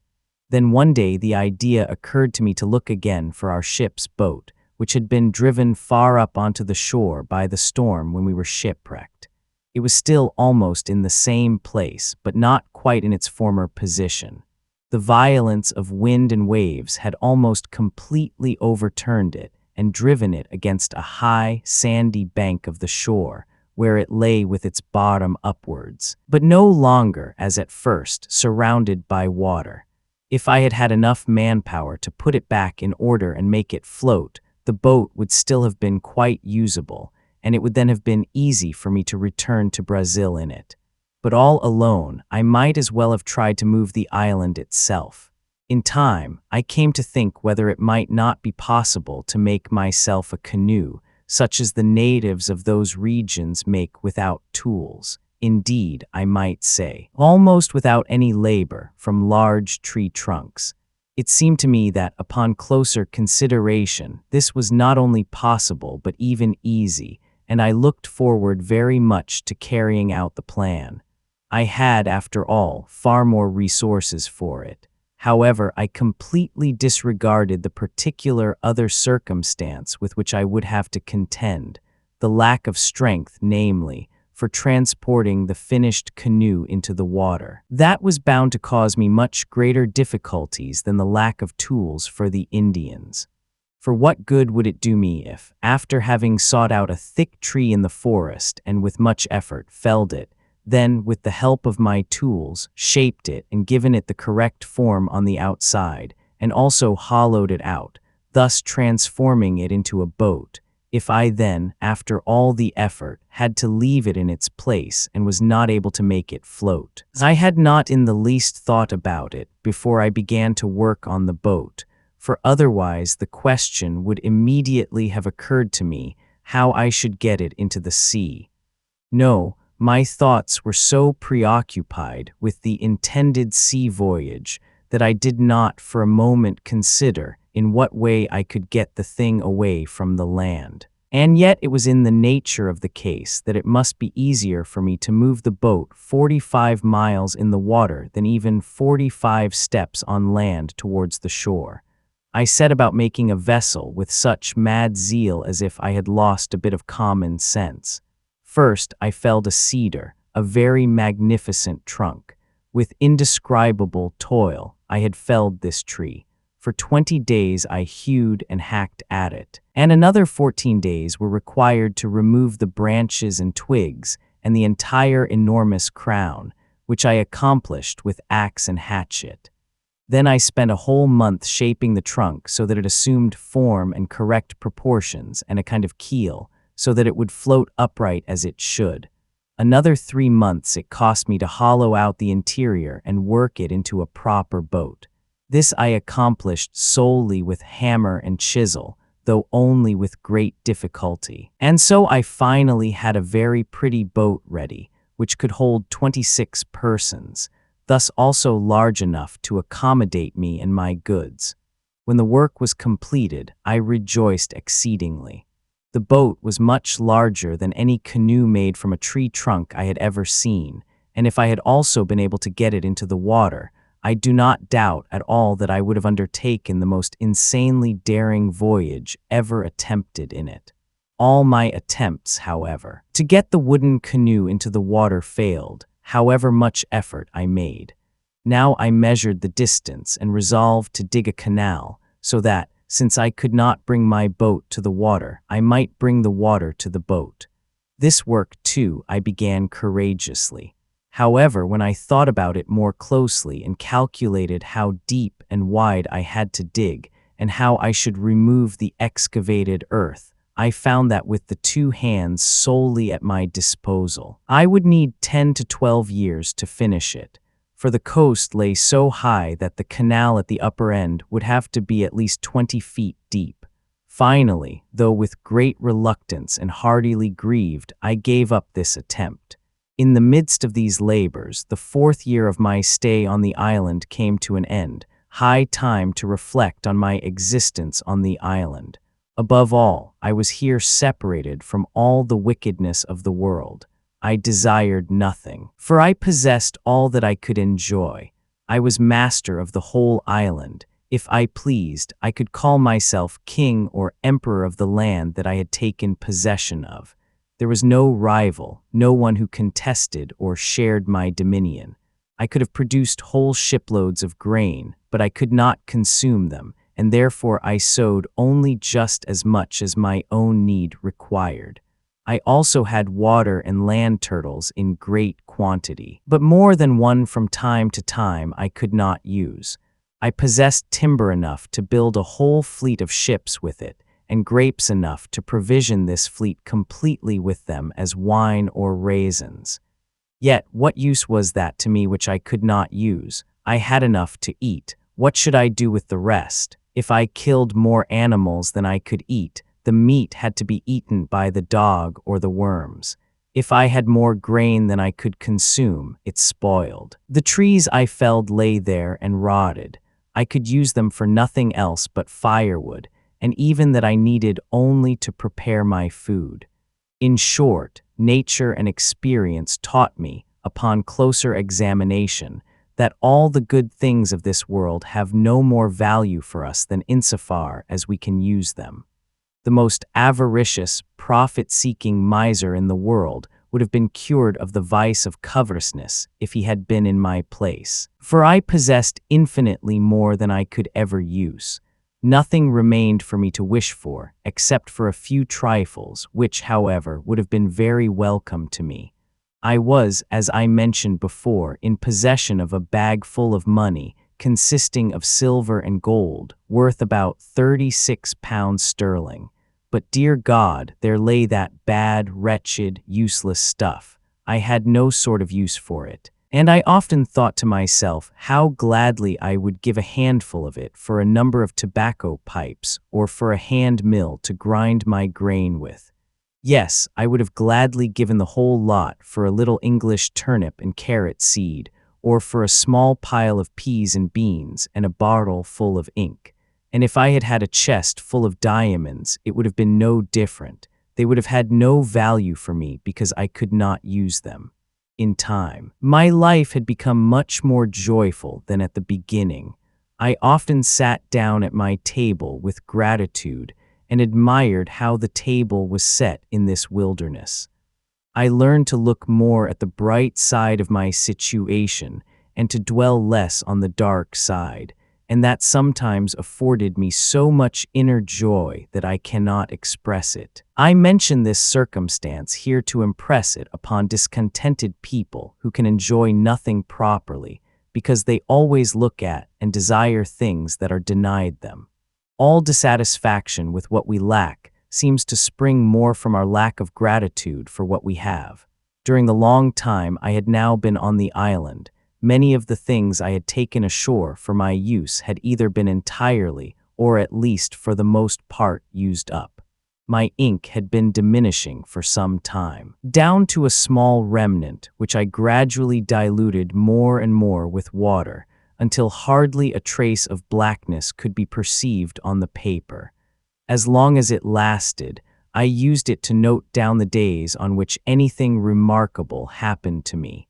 The second thing, besides the ink, that ran out was my bread. I mean the ship's biscuit that I had salvaged from the ship. With this I had economized with the utmost frugality, and had allowed myself only one biscuit daily for over a year. Nevertheless, I still had to manage without bread for another year until I got some from self-grown grain. My clothes also began to become scarce. As for linen, I had possessed nothing for a long time but a number of shirts, about 30 pieces, which I had found in the chests of my shipmates and carefully preserved. Because of the heat, I could often wear nothing more than a shirt on my body. Sometimes the sun blazed so hotly that one might think I needed no clothes at all. However, I could not have gone completely naked, even if I had wanted to. Apart from the fact that the thought of it, although I lived alone, was unbearable to me, there was also the other reason that I could tolerate the sun's heat much better if I wore something. The direct heat burned my skin, and if, on the other hand, I wore a shirt, the air underneath created some movement, and I felt twice as cool under it as without it. Likewise, I could never dare to go out into the sun's heat without a hat or cap, for it burned with such intensity that it immediately caused me a headache if it shone directly on my head. On the other hand, the pain disappeared again as soon as I put on my hat. Under these circumstances, I considered it necessary to somehow repair the few rags which I called clothes. I had worn out all my waistcoats, so I resolved to try whether I could not make jackets for myself from the thick overcoats and from whatever other material I possessed. So now I set about tailoring, or rather patching. I had made a habit of preserving the skins of all four-footed animals. I had stretched them on poles and put them in the sun.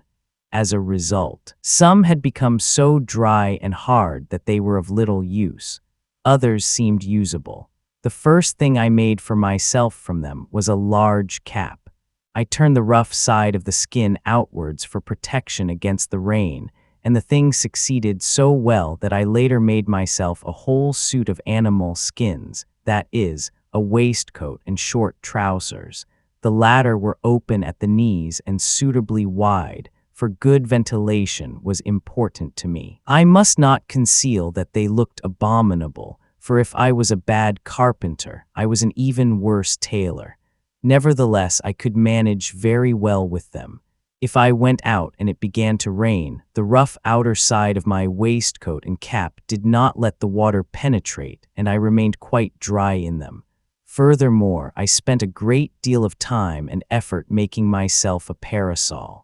I indeed greatly wished for and needed such a thing. In Brazil, I had also seen them made. There they serve as protection against the great heat, and here the heat seemed to me at least as great, if not greater, than there, and my island was also closer to the equator. Since I was obliged to go out a lot, a parasol could be of great use to me not only against the sun, but also against the rain. I took the utmost pains, and yet it took a very long time before I had finished such a thing that promised to hold together. After I already thought I had discovered the right method, 2 or 3 more attempts failed before one succeeded with which I was satisfied. Finally, I succeeded in making a fairly serviceable frame, which I covered with skins, with the hair turned outwards, so that the rain ran off as from a sloping roof. This parasol also provided such sufficient protection against the sun that I could now even be outdoors in hot weather with more comfort than otherwise in cool temperatures. If I did not need it, I folded it up and carried it under my arm. So I lived now in the greatest contentment. For the rest, I did not know that anything extraordinary had happened in the following 5 years. I lived in the same manner, in the same situation, and in the same place as before, apart from the annually recurring work of cultivating barley and rice and preparing raisins, of which I always kept enough in stock to be supplied for a year in advance. And apart from the daily outing with my fowling piece, my occupation consisted mainly in building a second canoe. Finally, I had completed one, even though I had not been able to find a completely suitable tree, nor a place closer to the water than almost half a mile away. Yet I had soon seen that this time it would succeed, and that I would not have to give up the undertaking again. Although I spent almost 2 years on it, I did not let myself be dissuaded, for I had the great hope of finally having a boat in which I could venture out onto the open sea. However, when my vessel was finished, it turned out that its size was not sufficient to undertake a voyage to the mainland. The arm of the sea that separated me from it was over 40 miles wide. Therefore, the smallness of the boat made this plan impossible, and I thought no more about it. Since I had the boat now, however, I resolved to take a trip around the island in it. For when I had previously been on the other side of the island by land, as I have described, the discoveries made on that occasion had aroused in me the greatest desire to get to know still other parts of the coast. Therefore, no other thought now occupied me than to make a sailing trip around the island. For this purpose, and in order not to lack any caution and deliberation, I erected a small mast in my boat and attached to it a sail which I had made from one of the old ship's sails, of which I kept a large supply. When the mast and sail were attached, I tried the boat and found that it sailed excellently. Then I attached small chests at both ends of the vessel to keep necessary equipment, provisions, ammunition, and so on, dry in them and protected from rain and wave foam.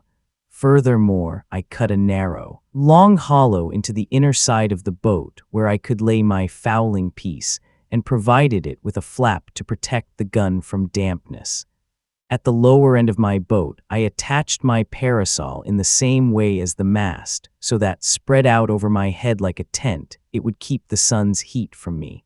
At first, I made a small excursion onto the sea now and then, but never ventured far out, nor did I move far from the river mouth.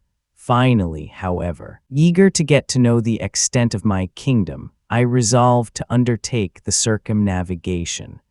I had to provision my vessel for the journey with 24 of my loaves, or rather barley cakes, with a pot full of roasted rice grains, of which I often used to eat, further with a small bottle of rum and half of a killed goat. I also took powder and lead to be able to shoot more goats, and further provided myself with 2 of the large overcoats which I had salvaged from the sailors' coffers.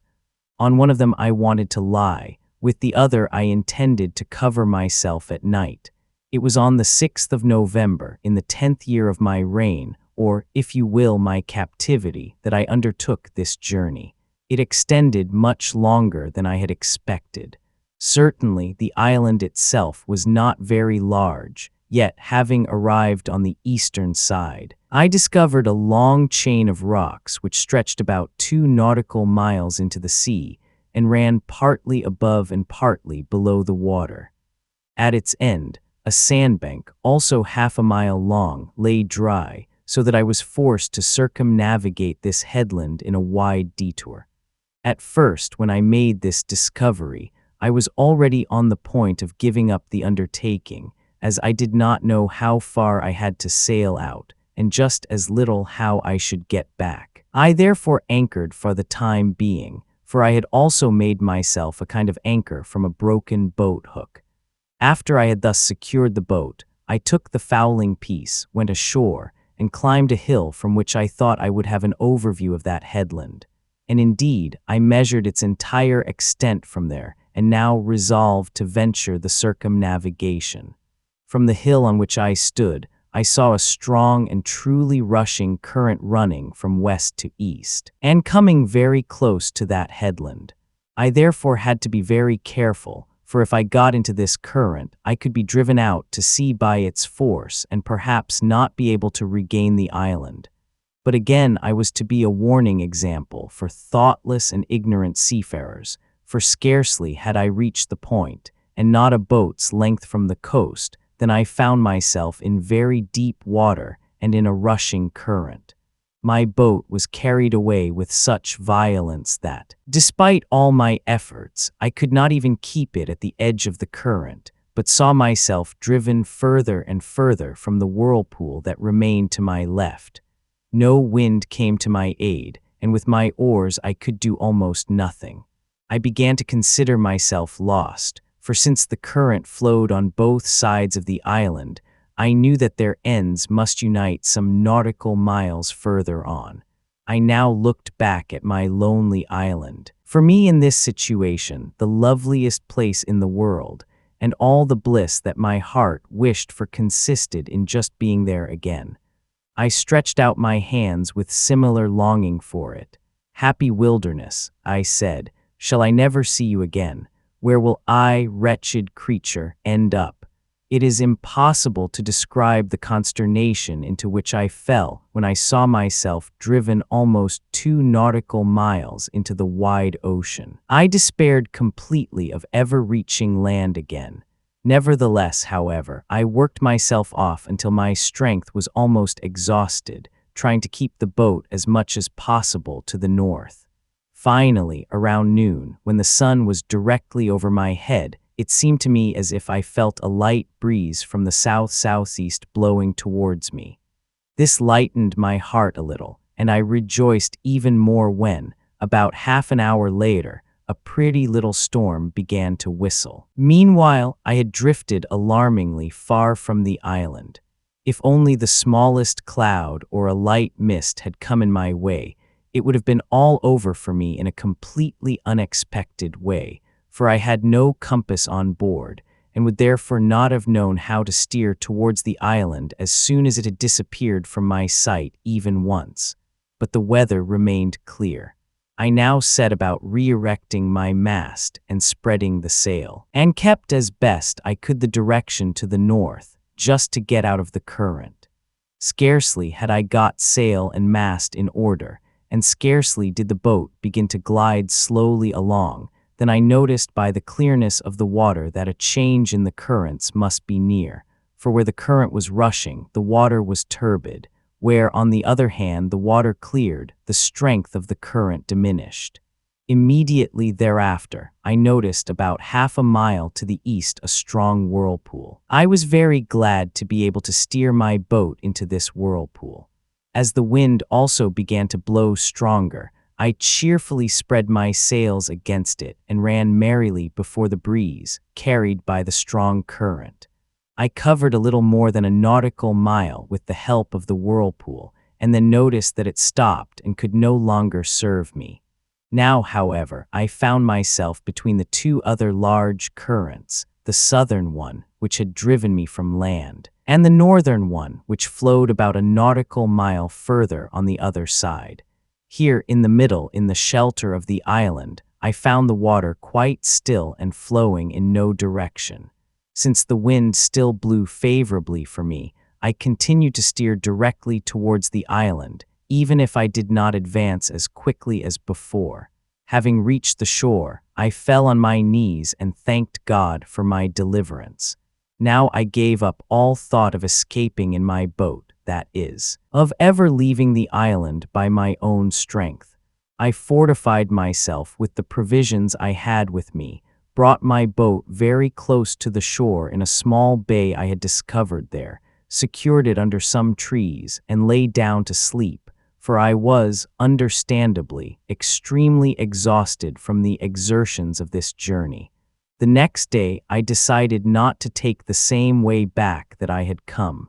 Instead, I wanted to sail westward along the coast and see if I could not find a bay somewhere where I could anchor my vessel in safety, and from where I could later fetch it again if I needed it. After a voyage of about 3 miles along the coast, I then also came to an excellent inlet, which was initially about a mile wide, but further inland narrowed until it ended in a very small river or stream. There it formed a very convenient harbor, and my boat lay in it as if in a dock built expressly for this purpose. After I had anchored and secured my vessel quite safely, I went ashore to look around and ascertain where I was. Here I soon noticed that I had only gone a little beyond the area that I had already touched upon on my earlier foot journey across the island. Therefore, I took nothing further from my boat than the fowling piece and the parasol, for it was terribly hot, and began my walk. In the evening, I reached my old hut, where I found everything as I had left it, namely, always in good order, because I regarded it as my country seat. After I had climbed over the fence, I lay down in the shade to rest my tired limbs and fell asleep. But whoever reads this story can imagine my surprise when I was awakened from sleep by a voice that repeatedly called me by name. At first, because of my great fatigue from rowing and from the long way, I had slept very soundly. I did not immediately wake up completely, but believed between sleeping and waking only to be dreaming that someone was speaking to me. But when the voice continued to repeat, "Robin Crusoe, Robin Crusoe," I finally awoke completely and was initially not a little frightened, so that I jumped up in utmost consternation. However, as soon as I had opened my eyes, I also saw a parrot, my pole, sitting on the hedge, and knew immediately that it was he who had called me. It was precisely in such sad, questioning exclamations that I used to speak to him and teach them to him. He had also learned them so perfectly that he often, sitting on my finger and holding his beak close to my face, would exclaim, and the like, what I had taught him. Meanwhile, even though I now knew that it was only the parrot, and that it really could not have been anyone else, it still took a good while before I had composed myself again. I wondered, namely, that the animal had come here. As soon as I was completely convinced, however, that no one else but my faithful pole was near me, I recovered from my fright, stretched out my hand, and called him by his name. Thereupon the trusting animal flew up, sat as it was accustomed on my thumb, and continued to speak to me. "Robin Crusoe, and how did you get here? Where have you been?" As if he were overjoyed to see me again. I took him with me and then went home. Now I had had enough of seafaring for a while. The danger in which I had been gave me material for quiet reflection for many days. I would have been very glad if I had had my boat back on this side of the island, but I did not know how I should manage to get it here. Along the east side, along which I had sailed, I knew I dared not venture. My heart stopped, and the blood ran cold in my veins if I only thought about it. What it looked like on the west side of the island was unknown to me, but if the current there was just as strong, the same danger threatened me there, namely, of being swept past the island. With this thought, I consoled myself for the temporary loss of the boat, which, however, had been the work of months of labor, and which I had brought into the sea with such particularly great effort.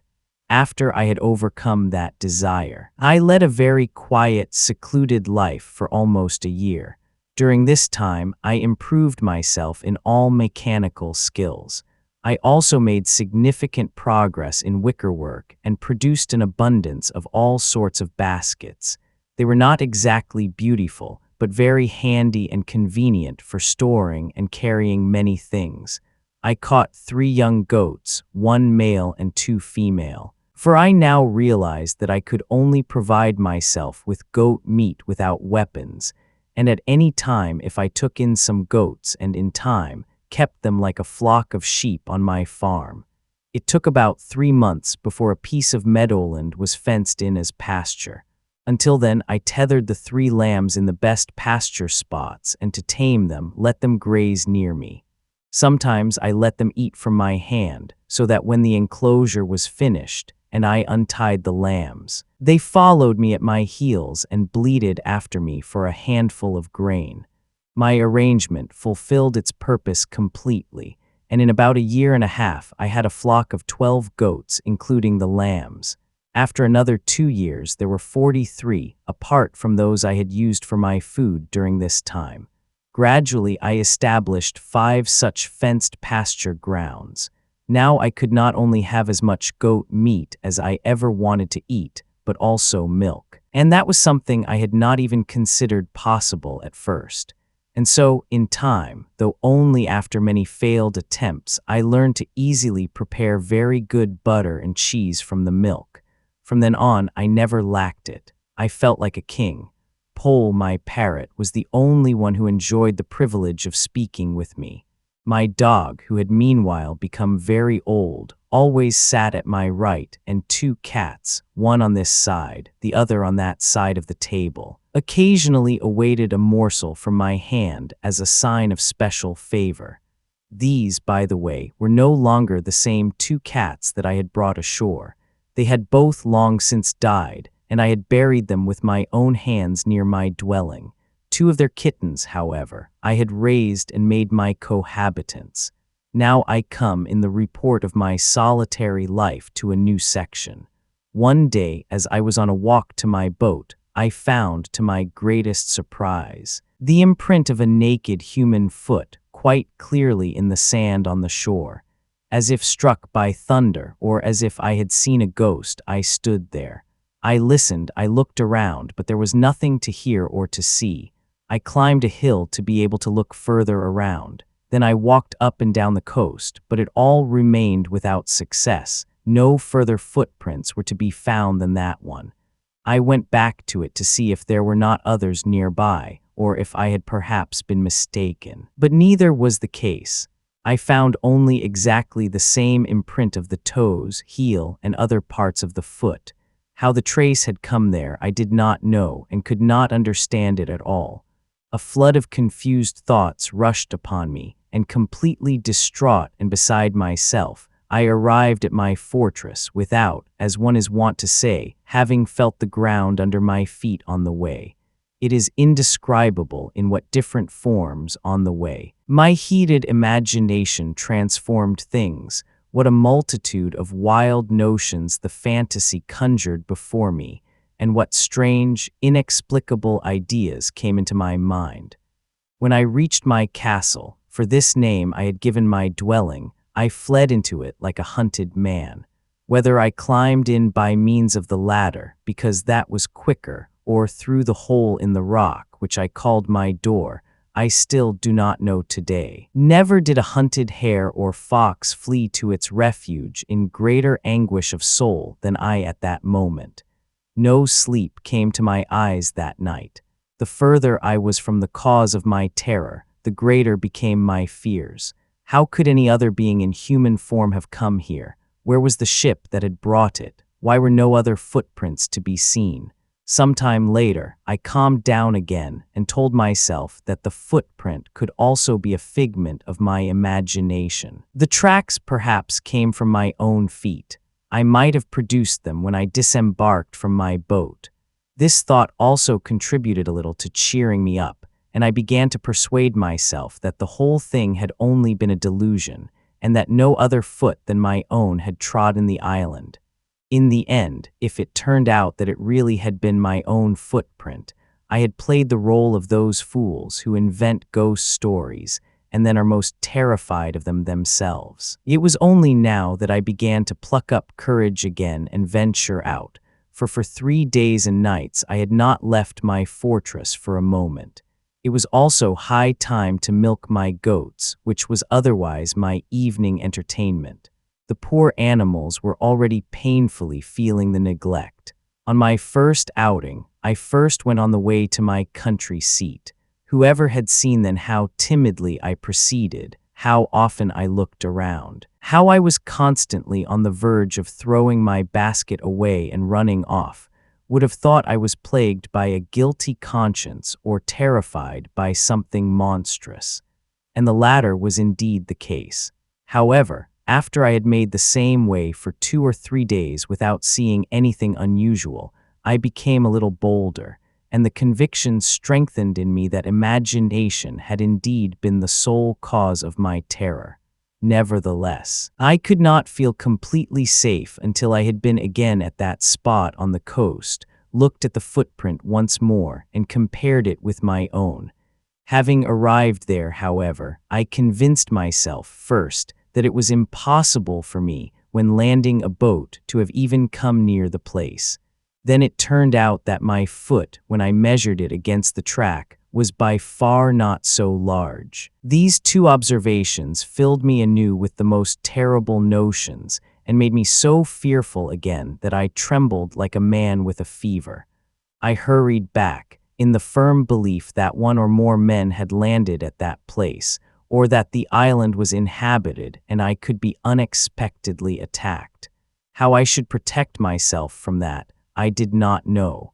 What ridiculous resolutions one makes under the impression of fear. This emotion robs men of all means of defense which reason would offer for their salvation. True, I had already spent 15 years here and had never seen the slightest shadow of a human form. From this I concluded that if ever people had been cast ashore here, they had probably always departed again as soon as possible, and had never thought of settling here. Accordingly, I told myself, the only danger threatening me consisted in the accidental landing of individual, stray inhabitants of the mainland, who, in all probability, had been driven here against their will, and who therefore also sought to get away without delay and only rarely stayed overnight here, but would use the next flood tide and daylight as assistance for their return journey.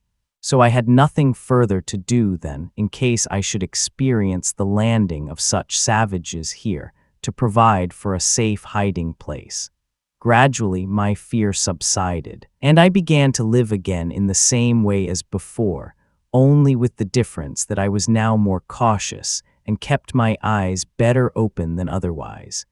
And in a period of 2 years, I believe, I did not fire my fowling piece a single time, although I never went out without it, and moreover always carried at least 2 of the 3 pistols brought from the ship in my goatskin belt.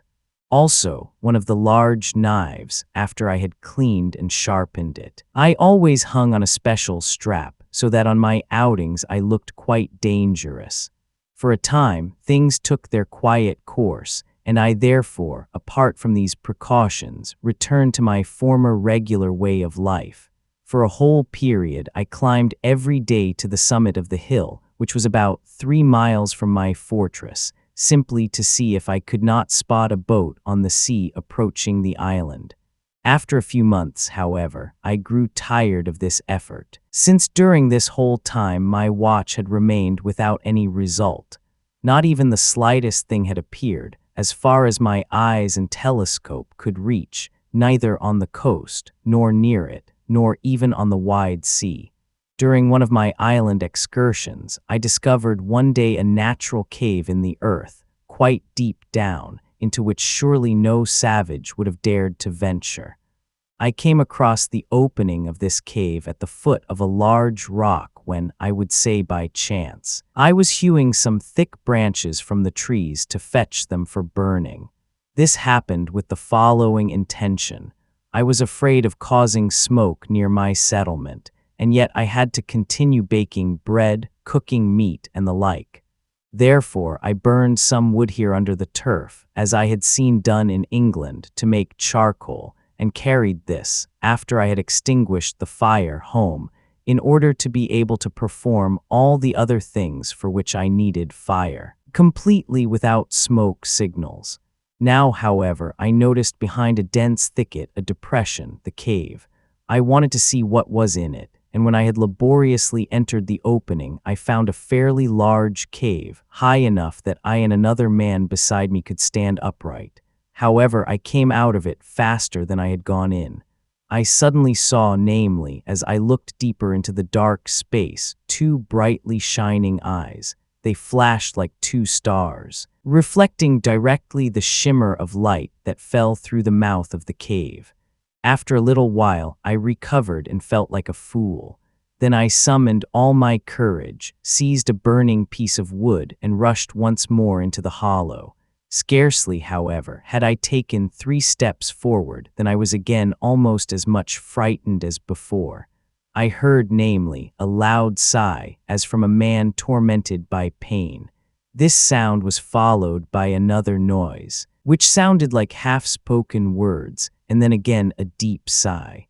I stepped back and was so terrified that a cold sweat ran over me. If I had had a hat on my head, I will not vouch that my hair, standing on end, would not have thrown it off. But still, I gathered all my courage once more, went forward again, and now saw, by the light of the torch which I held high above my head, an enormous, hideous old goat lying on the floor of the cave. I pushed him a little to see if I could pull him out, and he also tried to get up, but no longer had strength enough for it. For all I care, I thought, stay where you are.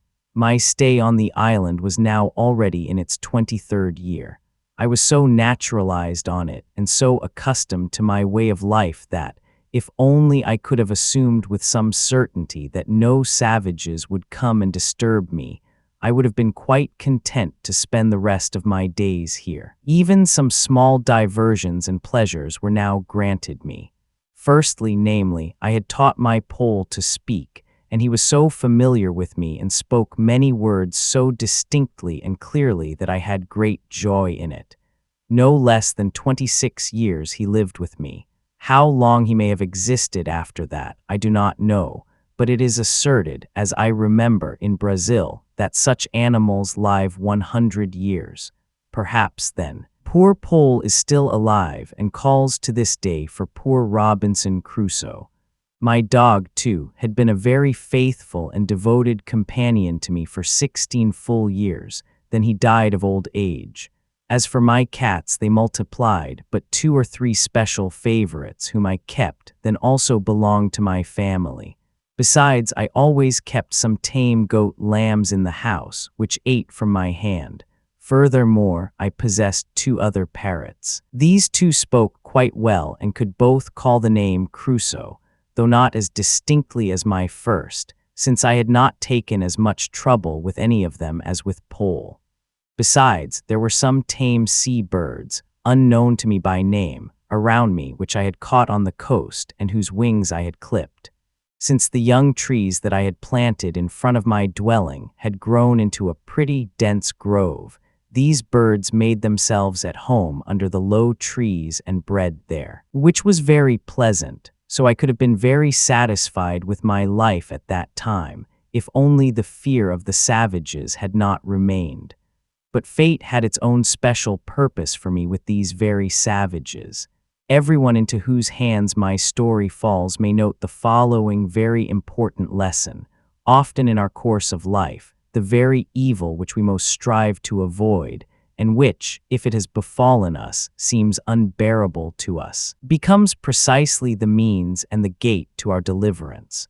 I could cite many examples of this from my wonderful course of life, but nowhere was it more striking than during the last years of my solitary stay on the island. It was in the month of December, in the 23rd year.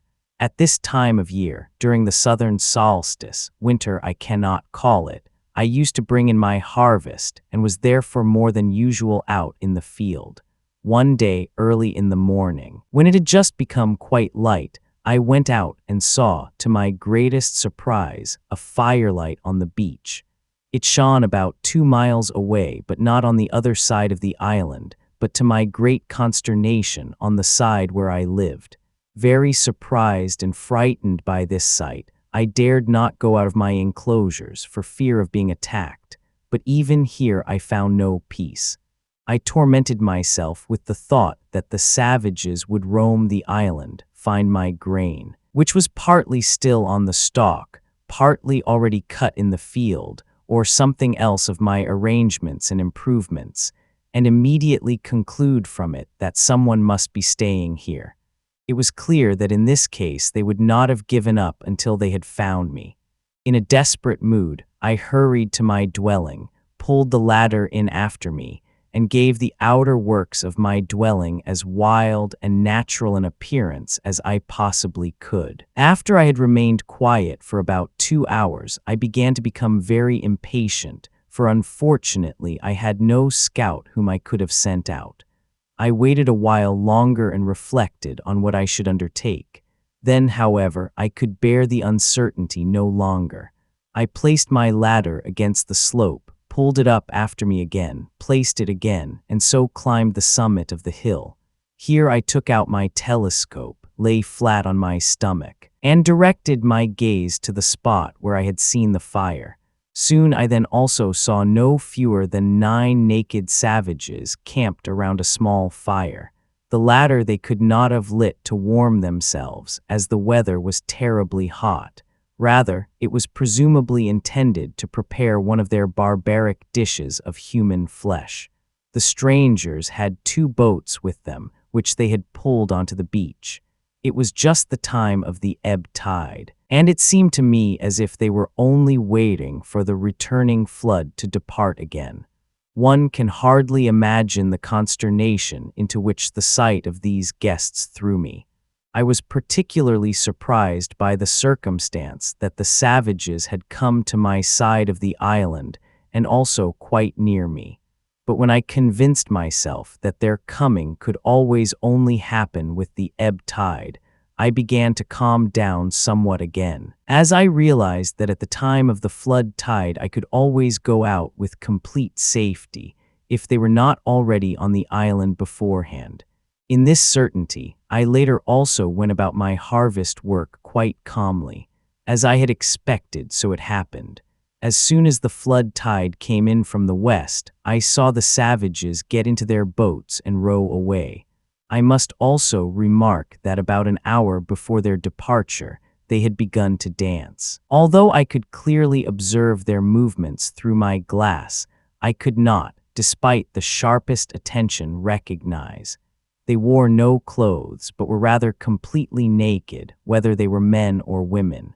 As soon as I knew them to be in the boats and on their way, I took 2 fowling pieces on my shoulders, stuck 2 pistols in my belt, hung my large sword at my side, and hurried as fast as I could to the hill from where I had discovered the first traces of the guests. Having arrived there, which happened only after 2 hours, as I, heavily laden with weapons, could not run fast, I made the discovery that 3 more canoes with savages had been there, and immediately thereafter I also saw them all together on the sea, steering towards the mainland. Apparently, the visits which the savages paid to the island were only rare. Over 15 months passed before some landed again. At least in the meantime, I saw none of the cannibals, nor footprints, nor any other traces of them. During the rainy season, they seemed anyway not to venture far, at least not far out to sea.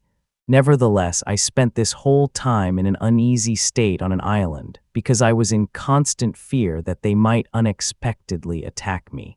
The agitation of my mind was great. I slept restlessly, always had bad dreams, and often started up from sleep in the night. It was about mid-May, I believe on the 16th. As far as I can determine the day by a meager wooden calendar. All day a violent storm wind had raged, combined with frequent lightning and thunder, and thereupon followed a desolate night. I do not remember exactly all the individual circumstances, but it is certain that while I was just reading the Bible and was absorbed in very serious thoughts about my present situation, I was suddenly startled by the report of a blank shot, which seemed to come to me from the sea. This was now a completely different kind of surprise.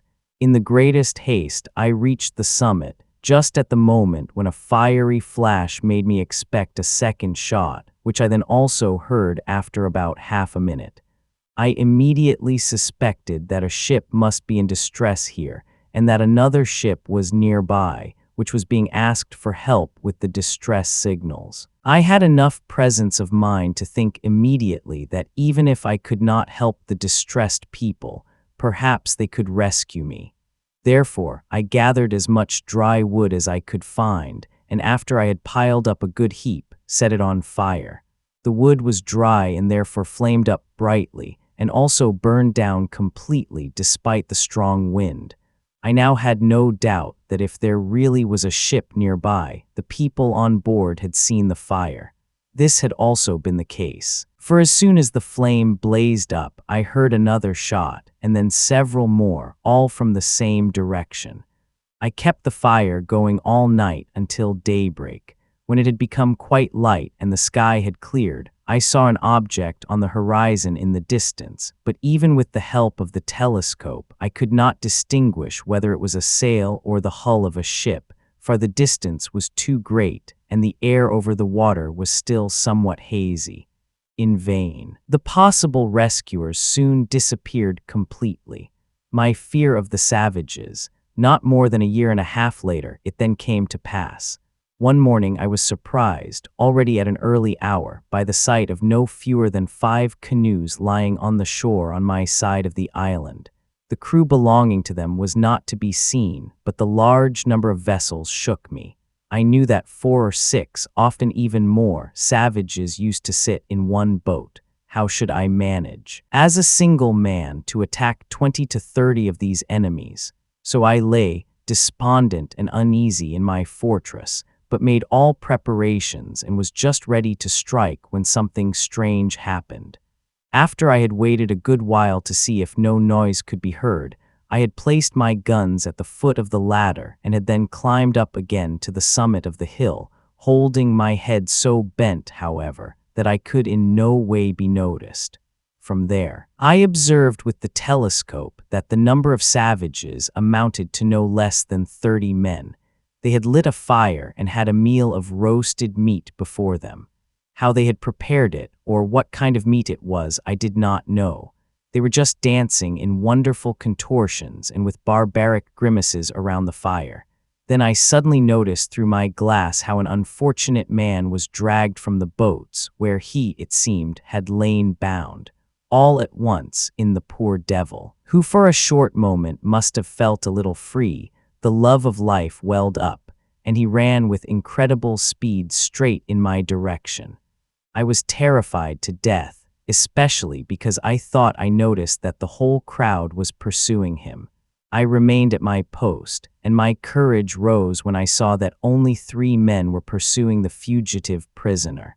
I rejoiced even more that he far outstripped them in speed, and that if he could only endure the run for half an hour, he would save himself.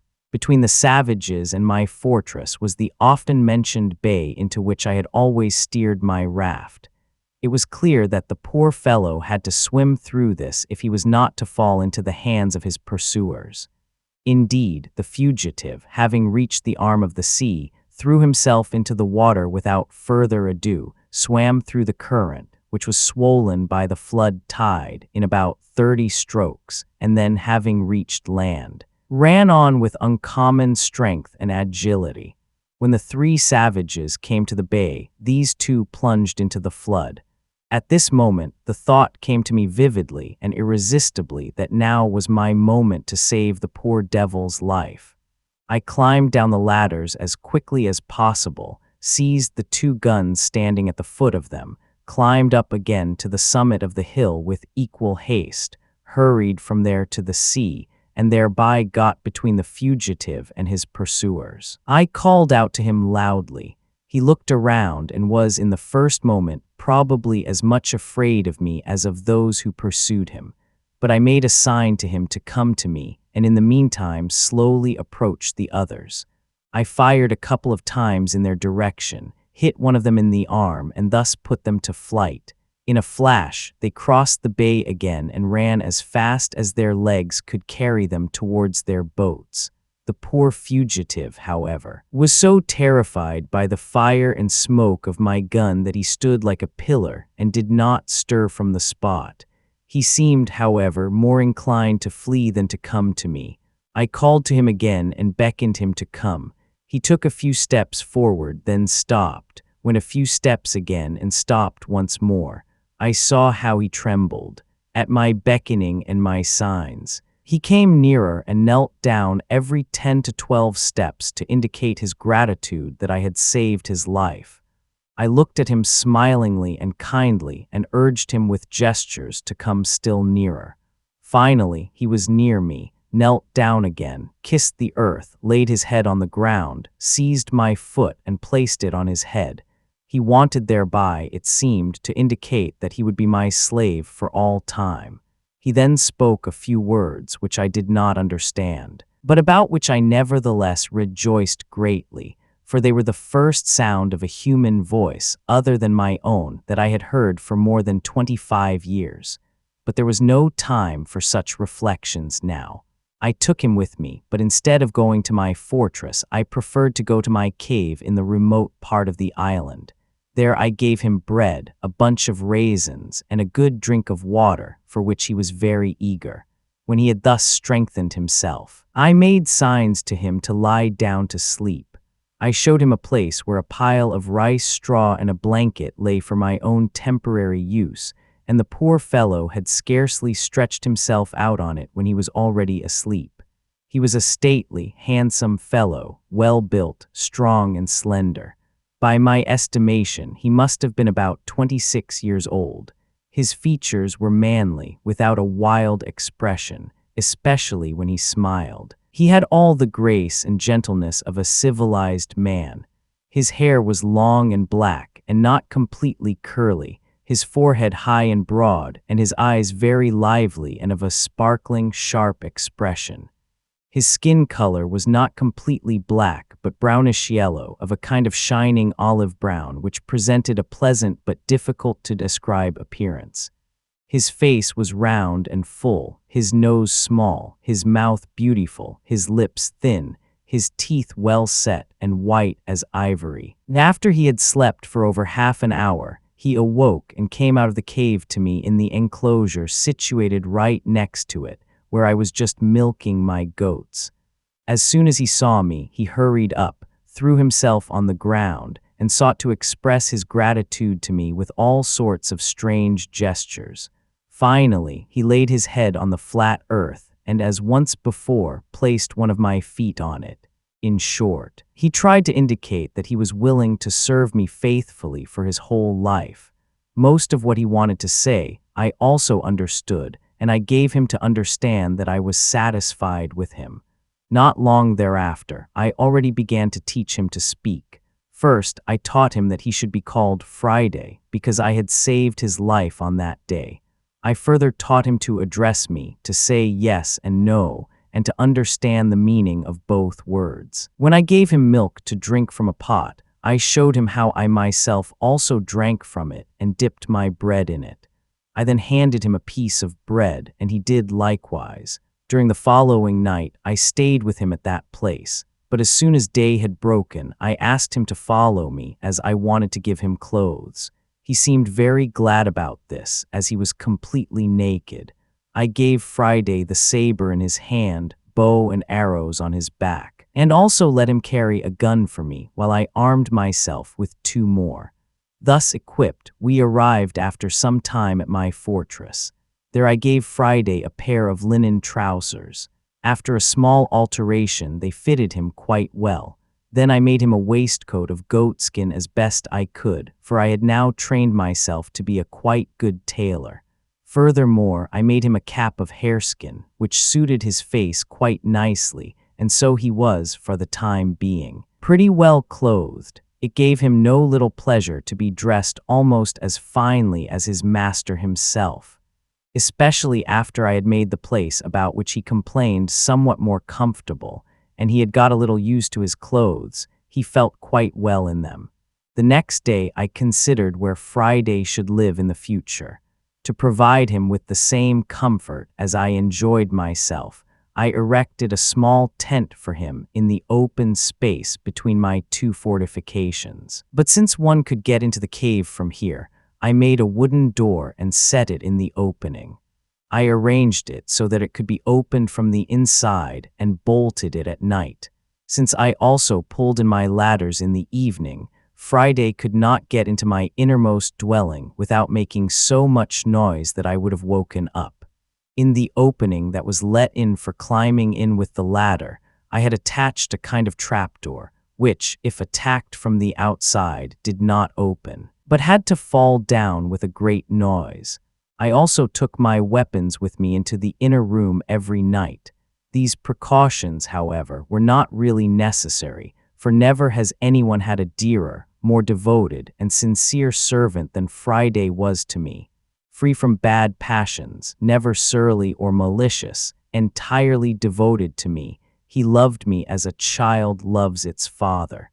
I can say that he would have sacrificed his life for me on any occasion without hesitation. For the most varied proofs have shown this undoubtedly. I considered it my duty to instruct Friday in everything that could make him useful and skillful. I especially took pains to teach him to speak and to understand signs. He was the brightest pupil one could imagine, full of cheerfulness, of diligent industry, and so full of joy. My life now became so pleasant that I often told myself, if only the other savages would leave me in peace, I would not even think of escaping from my island anymore. A few days after my return to my fortress, I took Friday early in the morning with me into the forest. I intended, namely, to kill one of the goat lambs I had raised, and to prepare the meat at home. Having arrived at the fortress, what astonished him most was that I salted the meat. Friday gave me to understand that salt did not taste good. He put a little of it in his mouth, seemed to feel disgust, spat it out again, and then rinsed his mouth with fresh water. Thereupon, I, for my part, took some meat without salt into my mouth and pretended likewise as if I had to spit it out again, precisely because it was not salted. But that did not help. For a long time he would not hear of eating meat or broth with salt, and even later he always added only a little of this spice. The next day I gave Friday a piece of roasted meat from the lamb to eat. I had accomplished the roasting as I had often seen people do in England. After I had, namely, stuck 2 sticks into the ground on both sides of the fire, I laid a 3rd stick over them, hung the meat on this with a rope, and let it turn continuously. Friday was not a little astonished when he tasted the meat. He expressed in various ways, very clearly, how good it tasted to him. The following year was the most pleasant of all that I had spent on the island. Friday began to learn to speak quite well and understood the names of almost all objects and all places to which I sent him. He chattered incessantly with me, and I now used my tongue again very eagerly, after having had no opportunity to use it for so long. My companion also gave me much joy in other respects, and I began to love him from the heart. On the other hand, he also conceived such a love for me as he had probably never felt for any other being before. Once I wanted to find out if he was homesick and wanted to return to his homeland. Since he now understood enough English to answer all my questions, I asked him if the people to whom he belonged had never won a battle. Smiling, he replied, "Yes, yes, we always fight the best," by which he meant that his people always fought victoriously. Thereupon we had the following conversation. "If," I said, "you always fight the best, how comes it then, Friday, that you were taken prisoner? My people nevertheless beat the most." "How beat? If your people beat them, how could you be taken? They much more were than we. They 1, 2, 3, and me have taken. My people them also beat have, but also place where I not was, there my people taken have 1, 2, a great thousand. But why did not your people free you from the hands of the enemies? They with 1, 2, 3, and me run away, and the canoe bring. My people then not hold can." After I had asked him how far his land was from our island, and whether the canoes did not often sink, he replied that there was no danger in it, and none had ever been lost, for if one went a little towards the sea, one would find a current there that always moved in a different direction in the morning than in the afternoon. At that time, I believed this referred only to the change of ebb and flood, but later I learned that it was due to the force of the current change in the mighty Orinoco River, in whose gulf or mouth, as afterwards became known to me, our island lay. That land which I had noticed in the west and northwest was, namely, the large island. From now on, I asked Friday 1,000 questions about the land. the inhabitants, the sea, the coasts, and the neighboring nations, and he told me with the greatest sincerity everything he knew about them. Through my questions about the names of the nations of his tribe, however, I only got the name Caribs out of him. From this I easily gathered that they were the Caribs whose dwellings are marked on our maps between the mouth of the Orinoco to Guyana and further to St. Martin. As Friday told me, far beyond the moon, that is, the moon's setting, which must be in the west of his country, lived white, bearded men like me, pointing to my large whiskers. I gathered from this that he meant the Spaniards, and then asked how I could manage to get from our island to those white men. Yes, yes, he answered, it can go in 2 canoes. I did not understand what he meant by that, and only after great efforts found out that by that designation he had understood a large boat as voluminous as 2 canoes. This conversation pleased me very much, and since then I held fast to the hope of sooner or later finding an opportunity, with the help of this poor savage, to escape from my island. After I had got to know Friday better, and he understood almost everything I said and could speak, albeit only in broken English, I made him acquainted with my own history, at least with what related to my stay on the island. I told him how long and in what manner I had lived there hitherto, initiated him into the secret of the use of powder and lead, and taught him to handle firearms. I also gave him a knife, about which he rejoiced exceedingly, and made him a belt on which a hatchet could hang, which was not only a good weapon, but also an excellent tool for other occasions. Also a description of the European countries, especially my homeland England.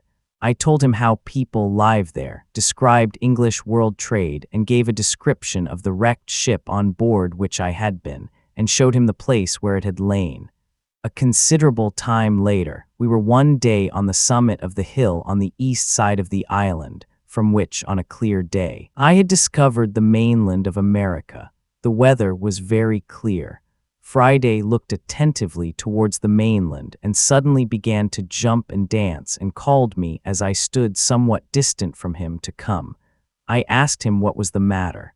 "Oh joy," he answered, "there I see my land, there live my people." His face shone with pleasure, his eyes sparkled, and a strange desire showed itself in his mien, as if he longed to be back in his homeland. "Have you no desire to be back in your country and with your people again?" "Yes," replied Friday, "I would be very glad to be with my own people." "What would you do there?" I asked. "I will make them love you." He meant thereby that he would tell his people how I had saved his life. Then he told how kindly 17 white men, the beard men as he called them, were treated by his people after they had been cast ashore by a shipwreck. Since that time, I had a desire to venture the crossing in order, if possible, to join those bearded men, who, I did not doubt, were Spaniards or Portuguese.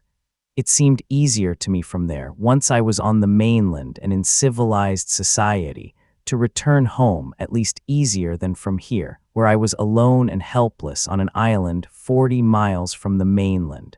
A few days later, I took Friday to my canoe, which still lay on the other side of the island.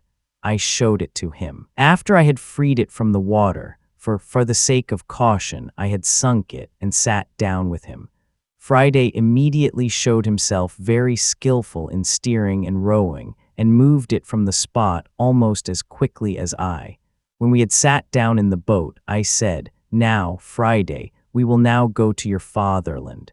He made a very dubious face and seemed to find the vessel too small for such a long journey. Thereupon I informed him that I possessed an even larger one, and went the next day with him to the place where the boat I had first built lay, which I had not been able to get into the water. "This," said Friday, "is big enough." It was, however, since I had not bothered about it for almost 23 years, so dried out by the sun that it had got cracks and was almost rotten. Friday assured me that with such a boat the crossing could be made. It would carry enough drink and bread, as he expressed himself. Since that time, I was really determined to set out with Friday. I informed him that we would build ourselves an equally large boat in order to travel in it to his fatherland. Soon Friday, who had much more knowledge of wood than I, discovered a suitable tree. Friday proposed to hollow out the tree by burning. I showed him, however, how this could be done better with tools, with which he then also handled very skillfully. After a month of hard work, the work was completed. The boat was really pretty to look at, especially after we had, with the adzes, brought the outside of the tree into real boat shape. Thereupon, however, we still needed 14 days to bring it, piece by piece, inch by inch, on large rollers into the water. When it was afloat, we recognized that the boat could easily carry 20 men. It did not surprise me a little to see how skillfully and quickly Friday knew how to move and steer the large vessel in the water. To my question whether we might dare the crossing in it, he said, "Yes, we can dare very well, even if blows great wind." A further intention now was to make a mast and a sail, and to provide the boat with anchor and rope. A mast was easy enough to get. I chose a slender young cedar that was nearby, for such trees were abundant on the island. I knew that I had old sails, or at least pieces of sail, in quantity, but since they had now lain unused for 26 years, and I had not stored them very carefully, as it had never occurred to me that I could ever use them, I believed they were all rotten. With most of them, this was also the case. However, I found 2 still well-preserved pieces, set to work, and with great difficulty and, of course, very slow and clumsy sewing, for I had no needles, finally produced a triangular thing which, in shape, resembled what we in England call a mutton leg sail. With such a sail, I knew best how to manage. I completed my work by also attaching a small foresail, that is, a jib, and also added a mizzen sail in case we sailed against the wind. Above all, however, I attached a rudder, which, I believe, cost me almost as much effort as the construction of the boat itself. After all this was accomplished, I first had to instruct Friday in the steering of the boat, for although he knew very well how to handle a canoe, he knew nothing of all that belongs to sailing and steering. He was not a little astonished when he saw me steer the boat here and there with the rudder and trim the sail according to the direction we took, and stood quite dumbfounded and surprised. However, with a little practice, I made him familiar with all these things, and he soon became a quite skillful sailor. Only that he knew nothing what to do with a compass. That was not very serious, as the sky in this climate is seldom overcast, the weather not often gloomy, and the use of an aid only rarely required. One could always navigate by the stars at night, and by day one always saw the coast, except during the rainy season, during which, however, no one could have a desire to venture out to sea.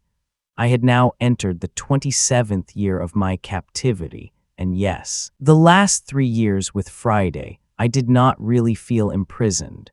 We had secured our new boat as safely as possible in the bay which had formerly served me as a landing place for my raft. I had Friday dig a small dock, large enough to hold it, and deep enough for it to float in the water therein. Then, during the ebb tide, I built a strong dam at the entrance of the dock to keep the water out, and so the boat lay quiet and safe even at high tide. To keep the rain out, we laid a quantity of branches over it until it was as densely covered as a house. Hereupon we calmly awaited November and December, for which time I had decided on the execution of our plan. As soon as the good season had returned, we daily engaged in preparations for the journey, and above all, I laid in ample provisions for the voyage. It was my intention, after 1 or 2 weeks, to open the dock and let the boat out. But a very strange and unexpected event forestalled us, an event that was as important to me as no other in the world. I was sleeping soundly one morning in my dwelling when Friday rushed in hastily with the loud exclamation, "Master, master, they are here." I immediately jumped up and hurried through my now quite dense thicket, looked out, and saw, at a distance of about 1.5 miles, a longboat equipped with 3 lug sails, steering towards the island with a merry wind. It came, however, as I immediately noticed, not from that side where we had seen the coast lie, but from the southernmost end of the island. With regard to this, I called Friday and ordered him to keep close beside me, because we did not know whether they came as friends or enemies. Then I went to fetch my telescope, took the ladder, and climbed the summit of the hill, as I used to do when I wanted to observe the sea. Scarcely had I reached the hill when I clearly saw a ship at anchor, about 2 miles from me, but only 1.5 miles from our coast. I recognized the vessel clearly as an English one, and the longboat also seemed to be such. My state of mind was indescribable. However inexpressibly I rejoiced at seeing a ship, presumably manned by countrymen of mine, thus with friends, yet misgivings overcame me, which bade me be on my guard. I first asked myself what an English ship could possibly be looking for in this region, through which no way led to or from an English trading post. Storms that might have driven it off course had not occurred recently. Therefore, I assumed that the crew, if they really consisted of Englishmen, would hardly have good intentions, and I told myself, it is in any case better for you to stay where you are than to fall into the hands of thieves and scoundrels. I had not been at my post for long when I saw the boat approaching my coast, as if looking for a convenient landing place there. As soon as they had landed, my suspicion that they were Englishmen was confirmed, at least with regard to most of them. 2 of them I took for Dutchmen, though, as it later turned out, wrongly. Of the 11 men I recognized, 3 were unarmed and, as it seemed, bound, when the first 4 or 5 of the others had jumped ashore. They led those 3 like prisoners out of the boat. After I had observed for some time how shamefully the 3 prisoners were treated by the other sailors, I saw that these dispersed on the island, as if they first wanted to explore the area at leisure. The 3 could now, of course, also have gone wherever they wanted, but they sat with desperate looks, thoughtfully on the ground. This reminded me of how I myself, upon my arrival on the island, had once looked around despondently and given myself up for lost. How, for fear of being eaten by wild animals, I had remained on the tree all night, and how I then had had absolutely no idea of the help that was vouchsafed me by our ship approaching the land through storm and waves, and granting me provisions and means of help for a long time. So these 3 desolate men also sat there, without any idea of how certain and near their rescue was. At the time when the strangers had set foot on shore, the tide was just at its highest stage. While they had been looking around on the island, the tide time had passed, and their boat now lay completely high and dry. 2 men who had remained in it had, as I later learned, drunk too much brandy and had fallen asleep. One of them woke up first, and seeing the boat sitting on the sand, he called the roaming men for help. These also came immediately, but despite all efforts, could not get the vessel afloat again, as it was too heavy, and as the shore at that spot consisted of fine, deep, almost quicksand-like sand. As true seamen, they gave up their efforts very quickly and roamed about anew. I heard one of them call out to his comrades in English, "Let it be, Jack, the tide will float it again." This utterance completely enlightened me on the important point of what kind of countrymen we were dealing with. Besides, I knew that the boat could not be floated again for at least 10 hours. By then, however, it must be completely dark, and I could then more safely observe the movements of the strangers and overhear their possible conversations. For the time being, I now got ready, though with more circumspection than usual. I also ordered Friday, whom I had meanwhile trained to be an excellent marksman, to arm himself. My appearance was certainly suited to inspire fear. I looked terrible in my goatskin coat and cap on my head, the bare saber at my side, 2 pistols in my belt, and a fowling piece on each shoulder. Although I was initially resolved not to undertake anything before nightfall, I soon changed my plan. Around 2 o'clock, namely, when the heat had reached its highest degree, I noticed that all the sailors had gone individually into the forest, probably to take a midday nap there. The 3 unfortunate prisoners, however, too worried to sleep, sat in the shade of a large tree about 1/4 of a mile from me. There, as I believed, they could not be seen by any of the others, and thereupon I resolved to show myself to them and question them. Immediately I set out in the attire described above. Friday followed a short distance behind me, likewise terrible to look at, though not quite as monstrous as I. I approached the strangers as far as possible without being noticed, and then, before any of them had seen me, called out to them loudly in Spanish, "Who are you people?" They started at the sound, but fell into far greater confusion still when they saw me in my strange attire. They did not answer and were just about to flee when I called out to them in English, "Gentlemen, do not be afraid of me. Perhaps a friend is nearer to you than you hoped." "Then he must have been sent straight from heaven," said one of the prisoners sadly to me. "For in our situation, human help is an impossibility. If an angel of God had been sent for your salvation," I replied, "he would have come in better clothes than I, and also carry other weapons than you see on me. I beg you, give up all fear. I am an ordinary man like others, and indeed an Englishman, and intend to assist you.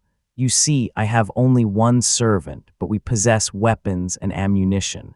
Tell us straight out if we can be of use to you. What fate is it that has befallen you?"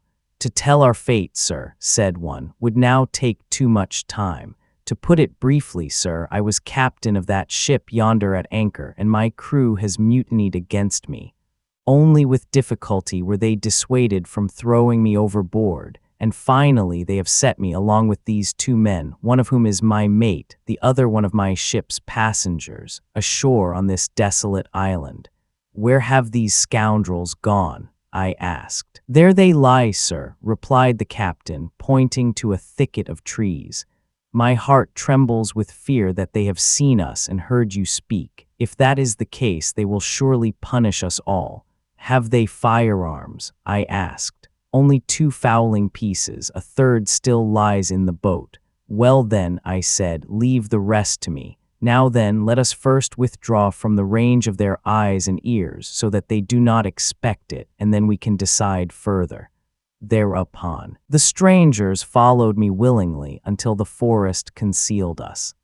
"Listen," I said when we had arrived in the thicket, "if I venture into danger for your liberation, are you then also ready to submit completely to 2 conditions?" The captain anticipated my proposals and assured that both he and his ship, if he should get it back into his power, should be entirely subject to my commands, and even if he should not regain his ship, he would act according to my instructions, in whatever part of the world I might send him. The other 2 spoke in like manner. "My conditions are only these 2. The first, that as long as you are on this island, you obey my commands. Second, that if you get your ship back, you promise to bring me and my companion in free passage to England." The captain gave me all possible and conceivable promises. "Well then," I replied, "here are 3 muskets with powder and lead for you. Tell me now what procedure you consider most expedient." We deliberated briefly and then decided on an attack. When the opponents saw the greatness of the danger and the futility of resistance, they begged for mercy. The captain promised to spare their lives if they repented their mutiny, and if they would further swear to give the captain loyal assistance in regaining the ship and returning to Jamaica, whence they had come. They all did so. I had no objection to make, but made it a condition that the now prisoners must remain bound hand and foot as long as they stayed on the island. Only now did the opportunity offer itself for me and the captain to exchange the report of our mutual fate. I began and told him my whole story, which he listened to with attention and astonishment. Thereupon, I showed him and his 2 companions my fortress, and indeed by the way by which I had left it myself, namely, over the hill. There they refreshed themselves with what I had in stock of provisions. Everything they saw filled them with the highest astonishment. The captain particularly admired the fortification of my dwelling and how completely I had hidden my refuge by the small thicket. I had planted it nearly 20 years ago, and as the trees here grow much faster than in England, it had already grown stately and so thick that one could only pass through it by the path I had found. For now, however, our most important task was to get the ship back into our power. The captain confessed that he absolutely did not know what measures to take for that. There were, namely, still 13 men on board who, because they had engaged in the mutiny, would all have to be punished according to the law. It was known to them that upon their return to England, they would immediately be sent to the galleys or as convicts to English colonies, and therefore an attack on them, with our small number, was impossible. I suspected that the ship's crew would certainly, to see what had become of their comrades and the boat, come to the island in another boat within a short time, perhaps bring weapons and then be superior to us. Therefore, I proposed as a first measure to make the boat which lay on the sand with us seaworthy and sound. We took out the weapons and whatever other objects were in it. This included a bottle of brandy, another of rum, some ship's biscuit, a powder horn, and a large piece of sugar, 5 to 6 pounds in weight, wrapped in sailcloth. All this was very welcome to me, especially the brandy and sugar which I had lacked for many years. When these things had been brought ashore, we had already removed the oars, the mast, the sail, and the rudder beforehand. We also bored a hole in the bottom of the vessel, so that it could in no case be carried away in a hurry. While we were still deliberating, and with great effort, had pulled the boat so far up the beach that the tide could not carry it away, we suddenly heard a shot from the ship and noticed that the boat was being recalled there by all sorts of signals. Repeated firing and signaling, however, remained fruitless. Now I saw, with the help of a telescope, that the crew was launching another boat. As it approached, we recognized that no fewer than 10 men were in it. We now set about separating our prisoners. 2 of them, whom the captain trusted less than the others, were sent under the command of Friday and one of the 3 men we had freed into my cave, where they were far enough away not to be heard or discovered. There they were provided with provisions, and they promised to endure their captivity patiently. The remaining prisoners were treated even better. 2, however, remained bound, because the captain did not fully trust them either. The other 2 were placed under my command. After they had solemnly vowed to fight with us if necessary, we were now 7 men together, and I had no doubt that we would easily deal with the 10 newcomers, especially since the captain had assured that there were several honorable men among them. As soon as the strangers had come to the place where the other boat lay, they jumped ashore and pulled their vessel after them. Scarcely landed, they hurried to their other boat and saw with great astonishment that it was completely plundered and pierced with a large leak. After the newcomers had pondered for a while over the cause of this damage, they let out, with all their might, several roaring halloos to be heard by their comrades. It remained, however, in vain. Thereupon they formed a circle and fired such a volley from their small arms that the surrounding woods resounded with a loud echo. This too proved fruitless. The prisoners locked in the cave did not hear the shooting, and those with us, though they heard it quite well, were not allowed to answer. Now the captain made a very expedient proposal. Perhaps, he thought, these fellows will come to the decision to fire another volley to be heard by their comrades, and then at the moment their guns are fired, we will fall upon them. Surely they will surrender to us in this situation, and we will get them in this way without bloodshed. I approved this plan, and we approached the 10. And indeed, they all loaded their weapons and let them thunder again collectively. Before they could reload their guns, we stormed out of our hiding places and overwhelmed them in the twinkling of an eye. For the captain, it was now easy, under cover of dusk, to make it clear to the small remaining crew of the ship that the mutiny was over. As soon as the victory was won, the captain had 7 cannon shots fired. That was the agreed signal. One can imagine with what joy I heard the volley. Only when I had heard these shots did I lie down, and after the great exertion of the day, immediately fell fast asleep. Suddenly, however, I was awakened by a musket shot, and after I had actually got up, heard the voice of a man calling, "Robinson Crusoe, Robinson Crusoe." It was the captain's voice. When I had climbed the summit of the hill, I found him standing there. He pointed to the ship and said, embracing me, "My dear friend and savior, there is your vessel, for it belongs to you as much as to me, along with everything it contains." I directed my eyes to the ship and saw it lying at anchor about half a mile from land. After, namely, our men had taken possession of it, the anchors had immediately been weighed, and as the weather was calm, they had brought the vessel right opposite the mouth of the small stream. I was near fainting from surprise, for I now saw a large ship in complete readiness to carry me wherever I pleased. For a while, I was unable to speak a word. I held onto the captain, who had his arms around me, so as not to fall. When he recognized my confusion, he immediately pulled a bottle from his pocket and let me take a heart-strengthening drink, which he had brought for this purpose. Thereupon, I sat down on the ground and gradually came to myself. When we had talked for a while, the captain informed me that he had brought me some small refreshments from what the ship carried as cargo, and what had been left by the scoundrels who had possessed it for a while. Then he called to the men in the boat to bring the things ashore.